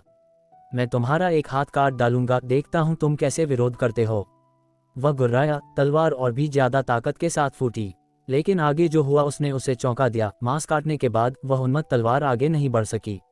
रणवीर की हड्डियां और नसें जैसे 10,000 साल पुराने उल्कापिंड के लोहे में बदल गई थी, तलवार या भाले से पूरी तरह अभेद्य।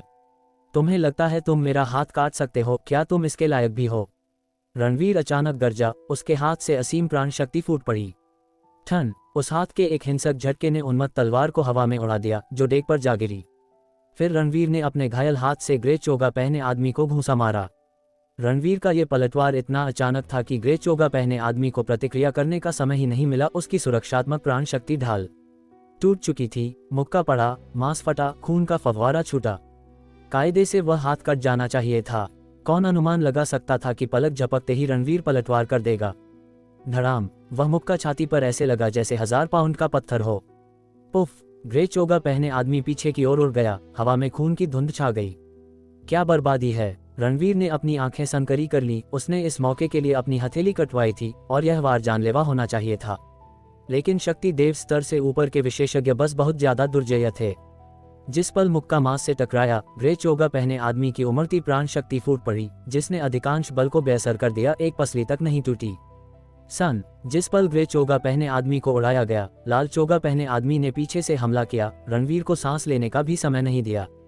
रणवीर तुरंत घूमा, अपने सही सलामत बाएं हाथ से टकराया। बूम, उसका शरीर पीछे की ओर फेंका गया और वह असीम समुद्र पर जा गिरा। ग्रे चोगा वाले आदमी को घायल करने के लिए उसने अपना हाथ पहले ही जख्मी कर लिया था और विशाल प्राण शक्ति जला दी थी। लाल चोगा वाले आदमी के साथ सीधा टकराव उसकी बर्दाश्त से बाहर था। उबकाई के साथ उसने मुंह भर खून थूका। रणवीर ने समुद्र में गिरने से बचने के लिए जल्दी से प्राण शक्ति का संचार किया और अंत में लहरों के ऊपर खड़ा हो गया, उफान के साथ ऊपर नीचे होता हुआ। रणवीर ने चारों ओर नजर दौड़ाए। चांदनी, हिमानी, आकाश, वे विकट परिस्थितियों में थे। वे सभी घायल थे। रही बात रुद्र सेना के दर्जन भर सैनिकों की, ठाकुर मठ ने उन सभी को काट डाला था। रणवीर के दिल में दुख का सैलाब उमड़ पड़ा। भले ही एक साधारण सदस्य हो, वह भी रुद्रधाम का हिस्सा था, उसका भाई था। उन्हें अपनी आंखों के सामने मरते हुए देखना, ऐसी लाचारी उसने न जाने कब से महसूस नहीं की थी। रणवीर का गुस्सा आसमान छू गया। उसने अपनी वृकोदर तलवार को कसकर पकड़ा और अपनी थकान को नजरअंदाज करते हुए प्राण शक्ति का एक एक कतरा छोड़ दिया। शू शू, वृकोदर तलवार एक आकाश को हिला देने वाली आभा के साथ फूट पड़ी। इसकी तलवार की रोशनी सूरज, चांद और सितारों की तरह चमक उठी। एक पल के लिए कोई अपनी आंखें खुली नहीं रख सका। मरो, रणवीर ने नीचे वार किया। हजारों किरणें नाच उठी, शून्य में एक गहरी खाई बनाते हुए, जैसे कोई आकाशीय दरार हो। ये तलवार कला उस समय से अनगिनत गुना ज्यादा शक्तिशाली थी जब उसने इशिता नागपाल को मारा था। लाल चोगा और ग्रे चोगा वाले दोनों आदमियों ने सोचा कि यह वार उन पर किया गया है, लेकिन वे गलत थे। बूम, ठीक समय पर वृकोदर तलवार गिरी। गड़गड़ाहट, एक आसमान को हिला देने वाला धमाका हुआ। पूरा क्रूज जहाज फट गया। इसके कई मंजिला केबिन ताश के पत्तों की तरह ढह गए, जैसे किसी गगनचुंबी इमारत पर परमाणु बम गिरा हो। धुआं गुबार बनकर उठा। कई टन का लग्जरी लाइनर एक तलवार के वार से अलग हो गया। ऐसे स्वर्ग विरोधी प्रहार ने सभी को सन कर दिया। टूटे हुए जहाज ने विशाल लहरें उठाई जो आदिम जानवरों की तरह उफन रही थीं, आसपास की हर चीज को निगल रही थीं। यहाँ तक कि रणवीर का अपना जहाज भी लगभग पलट गया। रही बात ग्रे चोगा और लाल चोगा वाले आदमियों की, वे गायब हो गए थे। गहरे नीले पानी ने मलबे को एक अथाह गड्ढे की तरह निगल लिया। रणवीर एकटक सामने देखता रहा। ठाकुर मठ के वे दो विशेषज्ञ इतनी आसानी से नहीं मर सकते। उसने जहाज को इसलिए चकनाचूर किया ताकि उनसे पैर रखने की जगह छीन सके। समुद्र पर लड़ने में ज्यादा प्राण शक्ति खर्च होगी। जो ज्यादा देर तक टिकेगा, उसका पलड़ा भारी हो सकता है। छपाक, अचानक पानी की एक दीवार उसकी ओर आ टकराए। बिना किसी हिचकिचाहट के रणवीर ने वृकोदर तलवार उठाए और बेतहाशा वार किया। छपाक, लहर टूट गई और दो आकृतियां पागलों की तरह हमला करती हुई दिखाई दी। वे ग्रे चोगा वाला आदमी और लाल चोगा वाला आदमी थे। लहर के पीछे छिपे हुए उन्होंने अचानक हमला किया था। उनकी आंखों में सदमा कौंध गया, रणवीर ने उन्हें इतनी जल्दी भांप लिया था। बूम, दोनों पक्ष टकराए। वृकोदर तलवार उड़कर रणवीर के पास वापस आ गई। उस जोरदार टक्कर ने उसे समुद्र पर कई गज पीछे घसीट दिया। ग्रे चोगा और लाल चोगा वाले आदमी भी कांप उठे, उनका खून और प्राण शक्ति उथल पुथल हो गई। अब तक वे भी घायल हो चुके थे, उनकी ताकत अब अपने चरम पर नहीं थी। रणवीर, तुम जिद्दी हो, लेकिन मैं दोहराता हूँ, आज तुम मरोगे। चाहे कुछ भी हो, तुम्हारा अंत निश्चित है। वह मणि हमें सौंप दो और शायद हम तुम्हें अपनी आखिरी वसीयत छोड़ने दें। लाल चोगा पहने आदमी ने धमकी दी। छपाक, रणवीर ने जवाब में एक और वार किया। हरामजादे, चून की तुम समझोगे नहीं तो अब चर्चा के लिए कुछ नहीं बचा, इसे मार डालो। लाल चोगा वाला आदमी दहाड़ा और दोनों ने फिर से हमला किया। एक बार फिर दोनों पक्ष खुले समुद्र में भिड़ गए। अब बात सिर्फ ताकत की नहीं बल्कि प्राण शक्ति की, सहन शक्ति की थी। एक बार प्राण शक्ति खत्म हो गई तो इस अंतहीन गहराई में गिरने का मतलब निश्चित मौत था। रणवीर यह नहीं जानता था कि बिना संपर्क के भी पूरी रुद्र सेना पहले ही हरकत में आ चुकी थी। जहाजों और विमानों ने समुद्र के एक विशाल हिस्से को ढक लिया था, अपनी पूरी ताकत के साथ खोज रहे थे। फिर भी काफी देर बाद भी उन्हें कोई सुराग नहीं मिला। हम और देर नहीं कर सकते, हॉल मास्टर खतरे में हो सकते हैं। विमानों में से एक पर रुद्र ने तुरंत आर्यावर्त के अधिकारियों से संपर्क करने का आदेश दिया ताकि रियल टाइम खोज के लिए सैटेलाइट का उपयोग किया जा सके। साम्राज्य के विभाग ने देरी करने की हिम्मत नहीं की। सटीक पता लगाने के लिए सैटेलाइट तुरंत तैनात कर दिए गए। मिनटों बाद आर्यावर्त से एक संदेश आया। लक्ष्य मिल गया, स्थान कोऑर्डिनेट्स की एक कतार थी। अध्याय 253, मदद आ गई। शुक्रिया। रुद्र ने फोन काटा और बिजली की रफ्तार से आदेश दिया। समुद्र के उस हिस्से के सबसे करीब वह विमान था जिसमें पृथ्वी सवार था। सबसे पहले उड़ान भरने के कारण उसने तुरंत पायलट को रास्ता बदलने और सीधे उन कोऑर्डिनेट्स की ओर बढ़ने का आदेश दिया। उसी पल रुद्रधाम ने अनगिनत जहाज और विमान भेजे। समुद्र और आसमान एक हो गए। सभी लक्ष्य के कोऑर्डिनेट्स पर एकजुट हो रहे थे। हर चेहरे पर चिंता की लकीरें थीं। जो खतरे में था वह उनका हॉल मास्टर था। वह सिर्फ उनका बॉस नहीं था, वह उनके दिलों का विश्वास था। उसे कुछ नहीं होना चाहिए। अंतहीन सागर पर रणवीर अभी भी ठाकुर मठ के दो विशेषज्ञों से लड़ रहा था। उसका शरीर घावों से ढका था। खून ने कब का उसके सफेद कपड़ों को लाल कर दिया था। कई बार वह समुद्र में गिरते गिरते बचा। लड़ते रहने के लिए बहुत ज्यादा थक चुका था। ग्रे चोगा वाले और लाल चोगा वाले आदमी के लिए भी यह आसान नहीं था, लेकिन उन्होंने कई औषधीय गोलियां निकाली, एक ही बार में निगल ली और उनकी प्राण शक्ति फिर से उमड़ पड़ी। रणवीर, क्या तुमने सच में सोचा था कि क्रूज जहाज को डुबोना और समुद्र पर लड़ना हमें मार डालेगा? सपने देखते रहो। हम हर चीज के लिए तैयार होकर आए थे। अपनी किस्मत को स्वीकार करो। लाल चोगा वाला आदमी दहाड़ा। अब तक रणवीर को मारने में नाकाम रहने और घायल होने से वे गुस्से से जल रहे थे। रणवीर की नजर बर्फीली थी। उसने उम्मीद नहीं की थी कि वे औषधीय गोलियां साथ लाएंगे, जिससे उनकी प्राण शक्ति खत्म होने का इंतजार करने की कोई भी उम्मीद टूट गई। क्या वह वास्तव में आज यहाँ मरने वाला था? गड़गड़ाहट, गड़गड़ाहट, गड़गड़ाहट। तभी एक शोर गूंजा। सभी ने ऊपर देखा तो दूर से एक हेलीकॉप्टर आता दिखाई दिया। उस पर एक खास निशान था, एक तलवार। रुद्रधाम के भाई आ गए। आकाश खुशी से झूम उठा। यहाँ तक कि रणवीर की तनी हुई आंखों में भी अंततः खुशी की एक चमक दिखाई दी। रुद्रधाम के आने के साथ बाकी लोग ज्यादा दूर नहीं हो सकते। एक बार पूरी रुद्र सेना आ गई तो मरने की बारी ठाकुर मठ की होगी। ठाकुर मठ के सदस्यों की आंखें गंभीर हो गईं। वे रणवीर को यहाँ इसलिए लाए थे ताकि काम आसान हो जाए, फिर भी रुद्रधाम ने उन्हें ढूंढ ही लिया। हेलीकॉप्टर नीचे झपटा, हैच खुला और पृथ्वी ने अपना सिर बाहर निकाला। रणवीर को खून से लथपथ देखकर वह चौंक गया। हॉल मास्टर, क्या आप ठीक हैं? चिंता मत करो, मैं मर नहीं रहा, रणवीर ने मुस्कुराते हुए जवाब दिया। तुमने हमारे हॉल मास्टर के खिलाफ साजिश करने की हिम्मत की। जब रुद्र सेना यहाँ आएगी तो तुम सबकी लाशें बिछ जाएंगी। पृथ्वी चिल्लाया, एक अतिरिक्त मददगार? कोई मतलब नहीं, बस एक और लाश। ग्रे चोगा वाले बुजुर्ग ने तंज कसा। जब तक पूरी रुद्र सेना नहीं आ जाती उनके पास अभी भी रणवीर और उसकी कंपनी को मारने का मौका था। हमें भी गिन लो। हेलीकॉप्टर के भीतर से एक ठंडी आवाज गूंजी। दो परछाइयां तुरंत बाहर कूद गईं। क्या तुम्हारा दिमाग खराब हो गया है? पृथ्वी ने हौंफते हुए उनके पीछे चिल्लाया। पलक झपकते ही वह जोड़ी समुद्र की सतह पर उतर गई और ऐसे स्थिर खड़ी हो गई जैसे ठोस जमीन पर हो। हंस, पृथ्वी ने एक सांस अंदर खींची। सन रह गया। क्या ये दोनों सच में इतने ताकतवर थे? तुम? रणवीर के चेहरे पर आश्चर्य की लहर दौड़ गई जब उसने उन्हें पहचाना। वे आर्यावर्त के वही दो लोग थे जिन्होंने उस दिन उसे दयालुता से चेतावनी दी थी जब उसने मगर गैंग का सफाया किया था, एक युवा लड़की और एक परिपक्व आदमी। हॉल मास्टर, हमें उस दिन नहीं पता था कि आप कौन थे, वरना हम आपको पहले ही चेतावनी दे देते, छाया ने जल्दी से कहा। तुम लोग कौन हो? रणवीर ने हैरान होकर पूछा। समझाने का समय नहीं है, चलो पहले ठाकुर मठ को खत्म करते हैं। छाया और उस आदमी ने अपनी नज़र ठाकुर मठ के दो विशेषज्ञों पर घुमाई। तुम्हारे हथियारों को देखते हुए तुम जरूर ठाकुर मठ के 4 असुरों में से एकाकी संहार और रक्त आत्मा होगे। उम्मीद नहीं थी कि ठाकुर मठ इतने बड़े दिग्गजों को भेजेगा, छाया के गुरु भाई ने ठंडे स्वर में कहा। तुम कौन हो जो हमारी पहचान जानते हो? लाल चोगा वाला आदमी 4 असुरों में से रक्त आत्मा ने पूछा। तुम्हें ये जानने की जरूरत नहीं है कि हम कौन हैं, हम यहाँ तुम्हें वह मणि लेने से रोकने आए हैं, उस परिपक्व आदमी ने कहा। हाँ, दो बेपरवाह अनजान लोग जो अपना नाम तक नहीं बताएंगे हमें रोकना चाहते हैं, तो साथ में मरो। रक्त आत्मा उन पर टूट पड़ा। आदमी ने रोकने के लिए हाथ घुमाया, एक घनी आभा फूट पड़ी। धड़ाम, एक अचानक विस्फोट, छपाक, समुद्र पर कई गज ऊंची लहरें उठीं। तुम भी इस डोमेन से हो? रक्त आत्मा लड़खड़ाकर पीछे हट गया, भयभीत होकर बोला।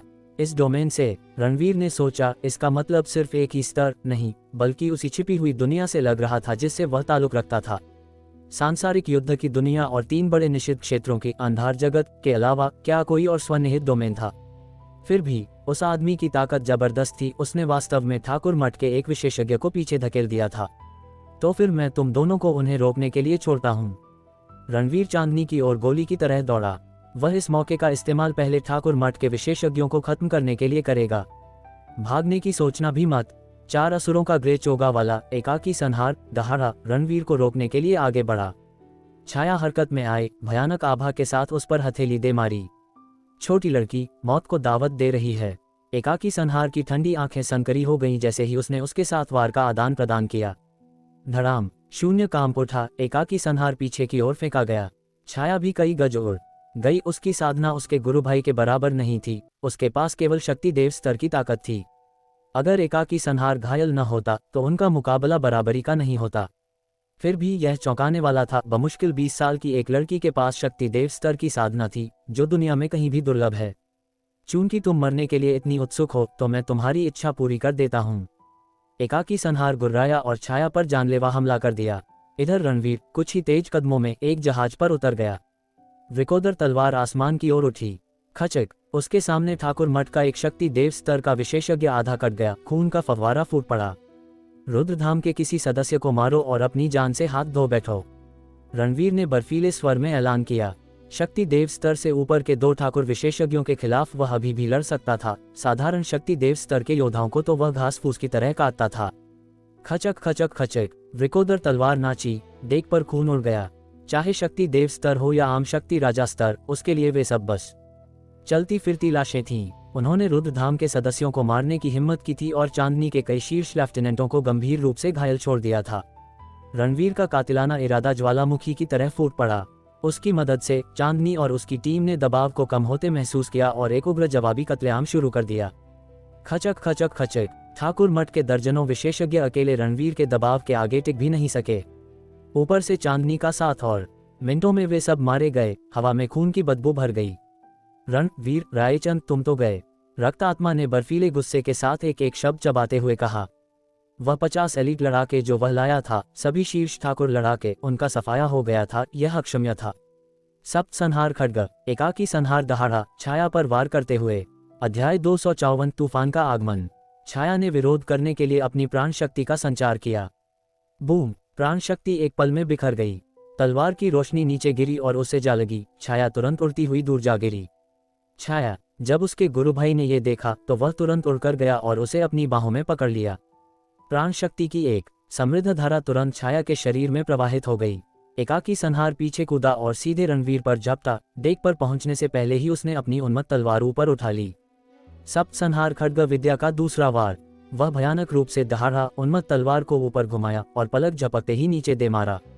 रणवीर ने वार को रोकने के लिए अपनी तलवार उठाए। बूम, उन्मत्त तलवार वृकोदर तलवार से टकराई और भयानक ऊर्जा हर दिशा में फूट पड़ी। कड़क कड़क, रणवीर के पैरों के नीचे का डेक टुकड़ों में फट गया। भले ही वह प्रहार को झेल सकता था, लेकिन उसके नीचे का जहाज नहीं। उस हिंसक प्रभाव के तहत वह तूफानी गति से टूटने लगा। ठीक उसी पल एकाकी संहार ने अपनी उन्मत्त तलवार फिर उठाए और बिना एक शब्द कहे दूसरी बार नीचे काट दिया। हेलीकॉप्टर पर चढ़ो तुम सब, रणवीर चिल्लाया। हॉल मास्टर, मैं आपके साथ रहूंगा, आकाश ने ऐलान किया, आने वाले वार के लिए पहले ही तैयार होकर। चांदनी और हिमानी कुछ नहीं बोली, लेकिन जाने का कोई इरादा नहीं दिखाया। उनके काम शब्दों से ज्यादा जोर से बोल रहे थे। यह एक आदेश है, चाहे तुम छाया संप्रदाय से हो या रुद्रधाम से, तुम इसका पालन करोगे। रणवीर दहाड़ा, लेकिन आकाश हिचकिचाया, यह जहाज नहीं टिकेगा, हेलीकॉप्टर पर जाओ अभी। रणवीर गरजा। हेलीकॉप्टर पहले ही ऊपर मंडरा रहा था, रस्सी की सीढ़ी नीचे कर रहा था। आदेश पवित्र होता है, आकाश ने अपने दांत भींचे और सीढ़ी पकड़ ली। तुम दोनों भी, रणवीर चांदनी और हिमानी की ओर चिल्लाया। चांदनी और हिमानी ने अपनी बाहें सिकुड़ी, अपने प्रमुख को पीछे छोड़ने की अनिच्छुक। क्या मुझे दोहराना पड़ेगा? रणवीर गरजा। सरसराहट, सरसराहट। चांदनी और हिमानी ने आज्ञा मानी, ऊपर उछली और सीढ़ी पकड़कर हेलीकॉप्टर की ओर चढ़ने लगीं। ठीक तभी एकाकी संहार का दूसरा वार आ गया। रणवीर ने वृकोदर तलवार से रोका। बूम कड़क, एक कान फोड़ देने वाला धमाका जहाज और बर्दाश्त नहीं कर सका और बिखर गया। पृथ्वी, आकाश, चांदनी और हिमानी के दिल जैसे मुट्ठी में आ गए। शुक्र है, अगले ही पल एक आकृति लुढ़कते धुएं और फुहारों के बीच से आसमान की ओर निकली। रणवीर, अब मरने की बारी तुम्हारी है, उसने ऐलान किया, हाथ में वृकोदर तलवार लिए एकाकी संहार की ओर बढ़ते हुए। जब तक आर्यावर्त के वे दो लोग रक्त आत्मा को व्यस्त रखे हुए थे, उसे अकेले एकाकी संहार को काटने का पूरा भरोसा था। रणवीर का सामना करते हुए, जो मौत के देवता की तरह आ रहा था, एकाकी संहार की आंखों में आतंक की एक झलक दिखाई दी। पहली बार उसने मौत को इतना करीब महसूस किया। नहीं, मैं एक जूनियर से कैसे डर सकता हूँ? एकाकी संहार ने मन ही मन दहाड़ लगाई, अपनी उन्मत्त तलवार उठाते हुए।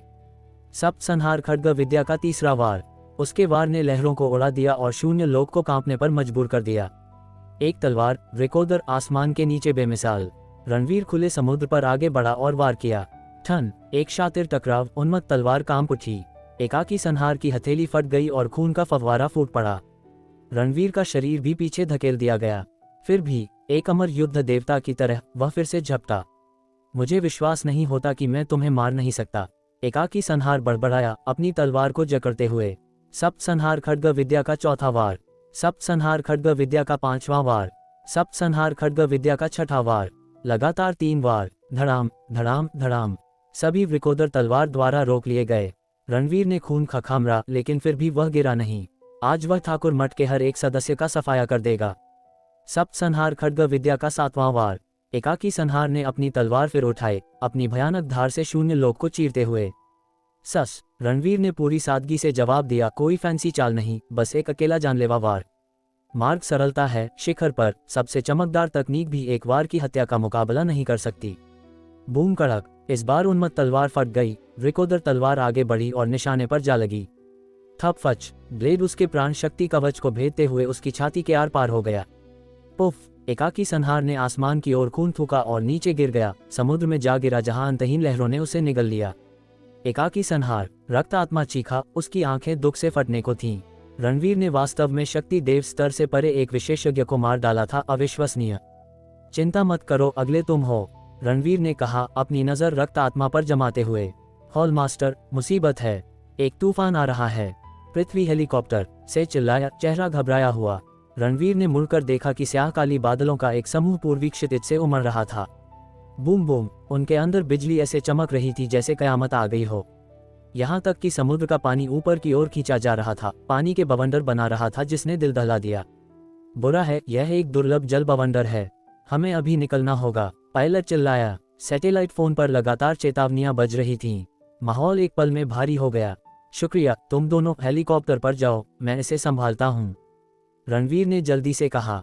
चलो मिलकर ताकत लगाते हैं, इससे समय बचेगा, छाया के गुरुभाई ने जवाब दिया।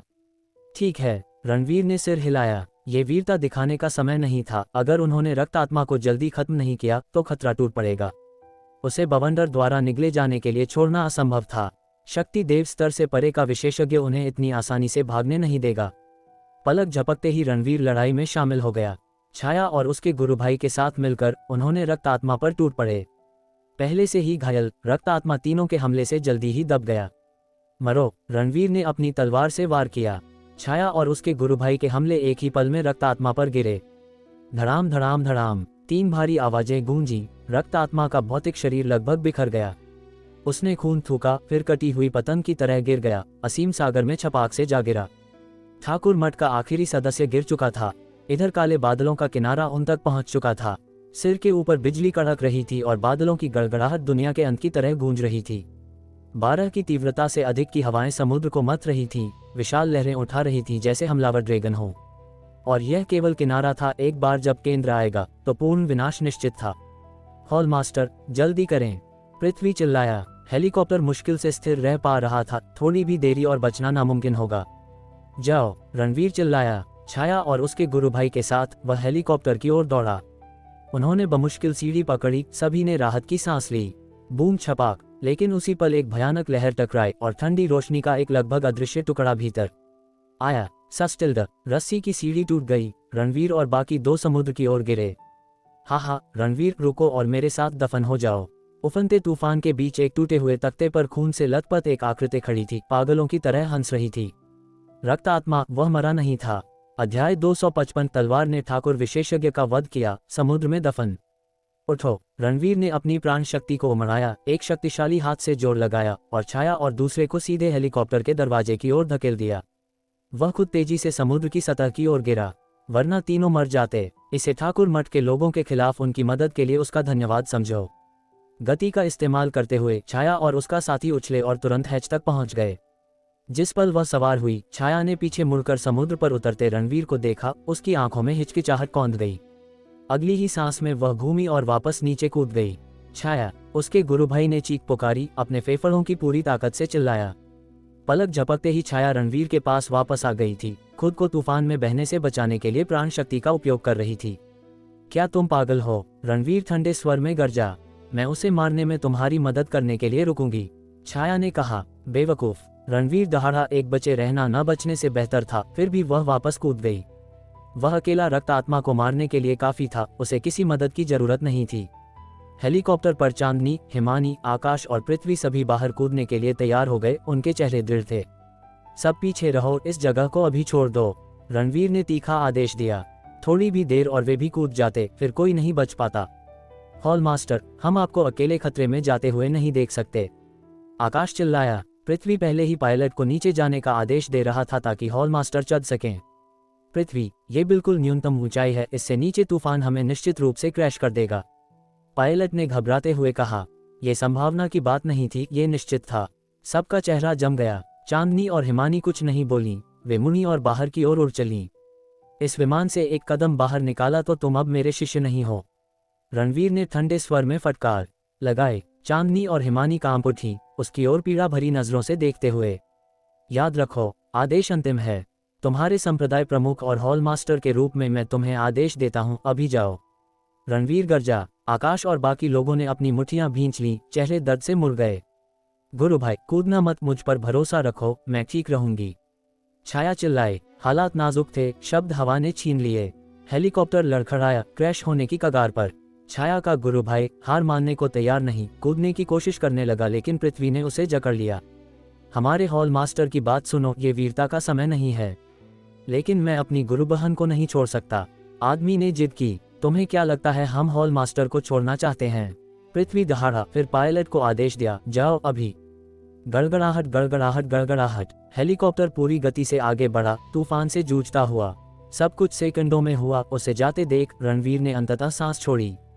उसने अपनी नजर घुमाई और रक्त आत्मा पर लॉक कर दी। मुझे तुम्हें मारते हुए देखो। इन शब्दों के साथ वह गगनचुंबी लहरों के बीच से दौड़ा। तुम भी मरोगे, रक्त आत्मा गुर्राया, रणवीर पर झपटते हुए। छाया पीछे पीछे गई, लेकिन हवा ने रणवीर की तुलना में उसे कहीं ज्यादा धीमा कर दिया। एक पल में रणवीर रक्त आत्मा तक पहुंचा और मुक्का मारा। धड़ाम, धमाका समुद्र पर बिजली की तरह गूंजा। रक्त आत्मा ने खून की उल्टी की, पहले से ही आधा मरा, केवल इच्छा शक्ति के सहारे टिका हुआ। वह क्रोधित रणवीर को रोक नहीं सका और उड़ता हुआ दूर जा गिरा। उसी पल तूफान का केंद्र धमका, क्रूर हवाओं और जानवर जैसी लहरों ने उन्हें पूरा निगल लिया। हा, रणवीर, बदकिस्मती कि तुम मुझे मार नहीं सकते, चलो सब साथ में नरक चलते हैं। खून से लथपथ रक्त आत्मा पागलों की तरह हंसा। ओह, एक ठंडी आवाज गूंजी, जैसे कोई मौत का देवता कई हाथ ऊंची लहरों के ऊपर चल रहा हो, हाथ में तलवार लिए, हवा और बारिश के बीच। रणवीर, रक्त आत्मा चीखा, उसकी आंखों में आतंक भर गया। वह तूफान से निगला नहीं गया था। राक्षस, बिल्कुल राक्षस, जिसे मैं मारना चाहता हूं, वह जिंदा नहीं बचता। वृकोदर तलवार उठाते हुए रणवीर ने नीचे वार किया। अंधेरे तूफान में ब्लेड पवित्र रोशनी की तरह चमक उठा। सन रह गया रक्त आत्मा, उसने कोई प्रतिरोध नहीं किया, मौत के फैसले का इंतजार करता रहा। खचक, वार ने रक्त आत्मा के शरीर को विस्फोट कर दिया। खून का फव्वारा फूटा, एक लहर बह गई, कुछ नहीं बचा। ठाकुर मठ का दूसरा शक्ति देव स्तर का विशेषज्ञ मिट गया था। ध्यान से, छाया की चीख पीछे से आई जब वह रणवीर की ओर बढ़ने के लिए संघर्ष कर रही थी। रणवीर ने ऊपर देखा, एक काला बवंडर जो राक्षसी फुहारें चला रहा था, 10,000 यौ जानवरों की तरह झपटा। छपाक खड़खड़, बहुत तेज। एक पल बाद वह उनसे टकरा गया। रणवीर आगे लपका, छाया की ओर हाथ बढ़ाया, लेकिन जैसे ही वह उसे पकड़ने वाला था, विशाल लहर ऊपर से आ गिरी। हेलीकॉप्टर से आकाश और बाकी लोग दूर से देख रहे थे। रणवीर और छाया पलक झपकते ही गायब हो गए। एक आखिरी शब्द के लिए भी समय नहीं था। हॉल मास्टर, प्रमुख, छाया, सभी ने अपना गला फाड़ दिया, आंखें खून जैसी लाल। पायलट शांत रहा, हेलीकॉप्टर को तूफान की दीवार के लगभग साथ साथ दौड़ाते हुए आसमान की ओर और दूर ले गया। तूफान के दिल में रणवीर को गहराई में फेंक दिया गया। उसके खाली दिमाग में दो आकृतियां उभरी। रूही, पापा घर नहीं आ सकते। अनन्या, सब कुछ तुम्हारे हाथों में है। बूम, लहरों ने आखिरी पछतावे को चकनाचूर कर दिया। एक पल में सब खत्म। मिनटों बाद आकाश का समूह खतरे वाले क्षेत्र से बच निकला। उसी पल उस क्षेत्र में अनगिनत जहाज और विमान आ पहुंचे। रुद्र सेना आखिरकार आ गई थी। कॉलिंग पृथ्वी, ये रुद्र है क्या? हॉल मास्टर ठीक हैं? पृथ्वी ने हैंडसेट को जकड़ लिया, बोलने में असमर्थ, केवल सिसक रहा था। कृपया जवाब दें, क्या हॉल मास्टर घायल हैं? हॉल मास्टर मारे गए। बूम, शब्द रुद्र पर बिजली की तरह गिरे, उसका दिमाग सुन्न हो गया। पृथ्वी, ये कैसा मजाक है? हॉल मास्टर कैसे मर सकते हैं? रुद्र ने एक सन ठहराव के बाद पूछा। खबर अवास्तविक लग रही थी। यह एक दुर्घटना थी, आकाश ने हैंडसेट लेते हुए कहा। उसने जो हुआ उसका वर्णन किया, आवाज आंसुओं से रुंधी हुई। हालांकि उसने इसे सीधे नहीं कहा, लेकिन उस स्थिति में बचना असंभव था। रुद्र का चेहरा मौत की तरह पीला पड़ गया। ये कैसे हो सकता है? वह बस इसे स्वीकार नहीं कर सकता था। यहाँ तक कि कालसागर और देवलोक को हॉल मास्टर ने कुचल दिया था। ठाकुर मठ के कुछ लोग, जिनके बारे में पहले कभी सुना नहीं था, वे हॉल मास्टर को कैसे मार सकते हैं? अध्याय 256, वैश्विक सदमा। रुद्र, समय बर्बाद करना बंद करो। सेना को तुरंत हर जगह खोजने का आदेश दो। हॉल मास्टर बहुत शक्तिशाली हैं, हो सकता है कुछ अनहोनी न हुई हो। आकाश ने तुरंत कहा। सही, हॉल मास्टर ठीक हो सकते हैं। किसी ने उन्हें मरते हुए नहीं देखा, इसके बजाय उन्होंने ठाकुर मठ का सफाया कर दिया। एक मामूली समुद्री तूफान उन्हें नहीं निगल सकता है ना? रुद्र ने खुद को समझाया और जल्दी से आदेश दिया। रुद्र सेना के हर सैनिक ने तुरंत एक विशाल खोज शुरू कर दी। अनगिनत विमान ऊपर मंडरा रहे थे और जहाजों के बेड़े समुद्र में फैल गए। फिर भी कोई तूफान के केंद्र के करीब नहीं जा सका। यहाँ तक कि रुद्रधाम के सबसे इक्का पायलटों को भी तूफान के केंद्र के पास पहुंचने पर वापस लौटना पड़ा। आधे दिन बाद तक नहीं, जब तूफान आखिरकार बिखर गया, तब रुद्र सेना केंद्रीय जल तक पहुंची। असीम नीलम सागर फैला हुआ था, किसी रत्न की तरह सुंदर। कोई कल्पना भी नहीं कर सकता था कि केवल आधे दिन पहले ये जगह कयामत जैसी लग रही थी। समुद्र शांत और खाली था, एक भी व्यक्ति नहीं दिख रहा था, केवल पतवार के कुछ तैरते हुए टुकड़े। यह आखिरी चीज थी जिसे रुद्र सेना का कोई भी सदस्य देखना चाहता था। ढूंढो, अगर जरूरी हो तो हर इंच को ऊपर नीचे कर दो, हॉल मास्टर को ढूंढो। रुद्र ने आदेश दिया। हजारों रुद्र सैनिक तुरंत शिकार पर निकल पड़े। एक पूरा दिन बीत गया, कुछ नहीं मिला। आकाश, चांदनी, हिमानी, घायलों में से कोई नहीं गया। वे सब इंतजार करते रहे। जब तक हॉल मास्टर नहीं मिल जाते, उनमें से कोई भी चैन से नहीं बैठ सकता था। ... अगले दिन तक पड़ोसी साम्राज्यों ने भी आयोग को स्वीकार कर लिया। रुद्र सेना को हजारों मील के समुद्र को छानने में मदद की। ... लगातार 3 दिन, अभी भी कुछ नहीं। तभी उन्हें सच्चाई को स्वीकार करना पड़ा। रुद्रधाम के हॉल मास्टर रणवीर रायचंद वास्तव में मर चुके थे। तब तक दुनिया में पहले ही हंगामा मच चुका था, क्योंकि रणवीर ने एक ही दिन में देवलोक और कालसागर को समतल कर दिया था। ग्रह के 3 बड़े निषिद्ध क्षेत्र किसी भी सांसारिक ताकत के ऊपर 3 अचल पहाड़ों की तरह खड़े हैं। उनके क्षेत्र सभी जीवन के लिए वर्जित हैं, कोई भी पास नहीं जा सकता। उन्हें चुनौती देने की तो बात ही छोड़िए। जब से कुछ दिन पहले खबर मिली थी कि देवलोक की मुख्य सेना को आर्यावर्त में रणवीर ने मिटा दिया था, इतिहास पलट गया था। पहले कभी किसी सांसारिक युद्ध शक्ति ने किसी निषिद्ध क्षेत्र के साथ इतने दबंग तरीके से टक्कर नहीं ली थी। देवलोक के इतने सारे शक्तिशाली प्राणियों का वध करने से दुनिया पहले ही सन्न थी। और अब खबर आई कि रणवीर ने सीधे तौर पर कालसागर और देवलोक को ही मिटा दिया था। ये युद्ध की दुनिया में परमाणु हथियार फटने जैसा था। हर शक्ति, हर साम्राज्य, पृथ्वी का हर नेता देख रहा था। ... फिर भी 3 दिन बाद एक और खबर सामने आई। रहस्यमय विशेषज्ञों द्वारा खुले समुद्र में रणवीर पर घात लगाकर हमला किया गया था। एक हताश लड़ाई के बाद जिसमें उसने हर दुश्मन को मार डाला, एक समुद्री तूफान ने उसे निगल लिया, दोनों पक्षों को एक साझा कब्र में भेज दिया। जिस पल दुनिया भर के लोगों ने इसे सुना, दुनिया में विस्फोट हो गया। केवल कुछ दिन पहले रणवीर ने देवलोक और काल सागर को रौंद दिया था। पलक झपकते ही वह खुद असीम सागर में नष्ट हो गया। खबर बस बहुत अचानक थी। पृथ्वी पर हर कोई सन था। रणवीर का जीवन किसी किंवदंती की तरह था। फिर भी वह किंवदंती इतनी कम उम्र में दुनिया से चली गई। अनगिनत लोगों ने अफसोस में आहें भरीं। अगर वह जीवित रहता तो उसकी भविष्य की उपलब्धियां निश्चित रूप से बेमिसाल होतीं। अपनी साधना के साथ वह शायद उस स्तर में भी प्रवेश कर सकता था जहां कोई कभी नहीं पहुंचा। अफसोस, सब कुछ वहीं खत्म हो गया। पृथ्वी पर कौन रणवीर की मौत का कारण बन सकता था? भले ही उन्होंने उसे सीधे तौर पर नहीं मारा, उन्होंने उसे गंभीर रूप से घायल जरूर किया होगा, वरना एक मामूली तूफान उसे कैसे ले सकता था। आखिरकार देवलोक और कालसागर के शासक पौराणिक प्राणी थे, फिर भी रणवीर ने उन दोनों को मार डाला था।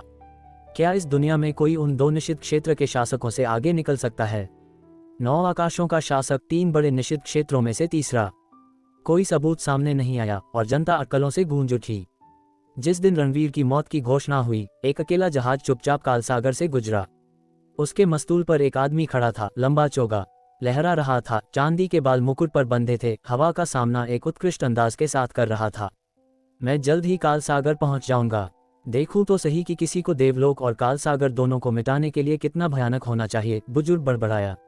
वह शमशेर सिंह था, शक देश से आया पौराणिक तलवारबाज, मार्शल और व्यापारिक दुनिया का एक जीवित जीवाश्म। तभी एक गश्ती नाव ने अचानक आगे का रास्ता रोक दिया। एक आदमी मेगाफोन के साथ बाहर निकला और चिल्लाया, आपातकाल, ये पानी सील हैं, अपनी पहचान और यहाँ होने का कारण बताएं। अगर तुम मरना नहीं चाहते तो अभी चले जाओ, शमशेर सिंह ने पाल के ऊपर से ठंडे स्वर में कहा। निरीक्षण में सहयोग करें, वरना। फच, अगले ही सेकंड वक्ता की आवाज अचानक कट गई। एक हल्की धमक, उसका सिर उड़ गया, बिना सिर वाली लाश गिर गई, खून हर तरफ फूट पड़ा। गश्ती नाव पर उसके साथी हथियार उठाए बाहर दौड़े। फच फच फच, एक पल में उन सभी के गले पर एक लाल रेखा थी, एक साथ देख पर गिर पड़े। किसी ने वार देखा तक नहीं, ऐसा लग रहा था जैसे किसी अदृश्य ब्लेड ने एक साथ हर गला काट दिया हो।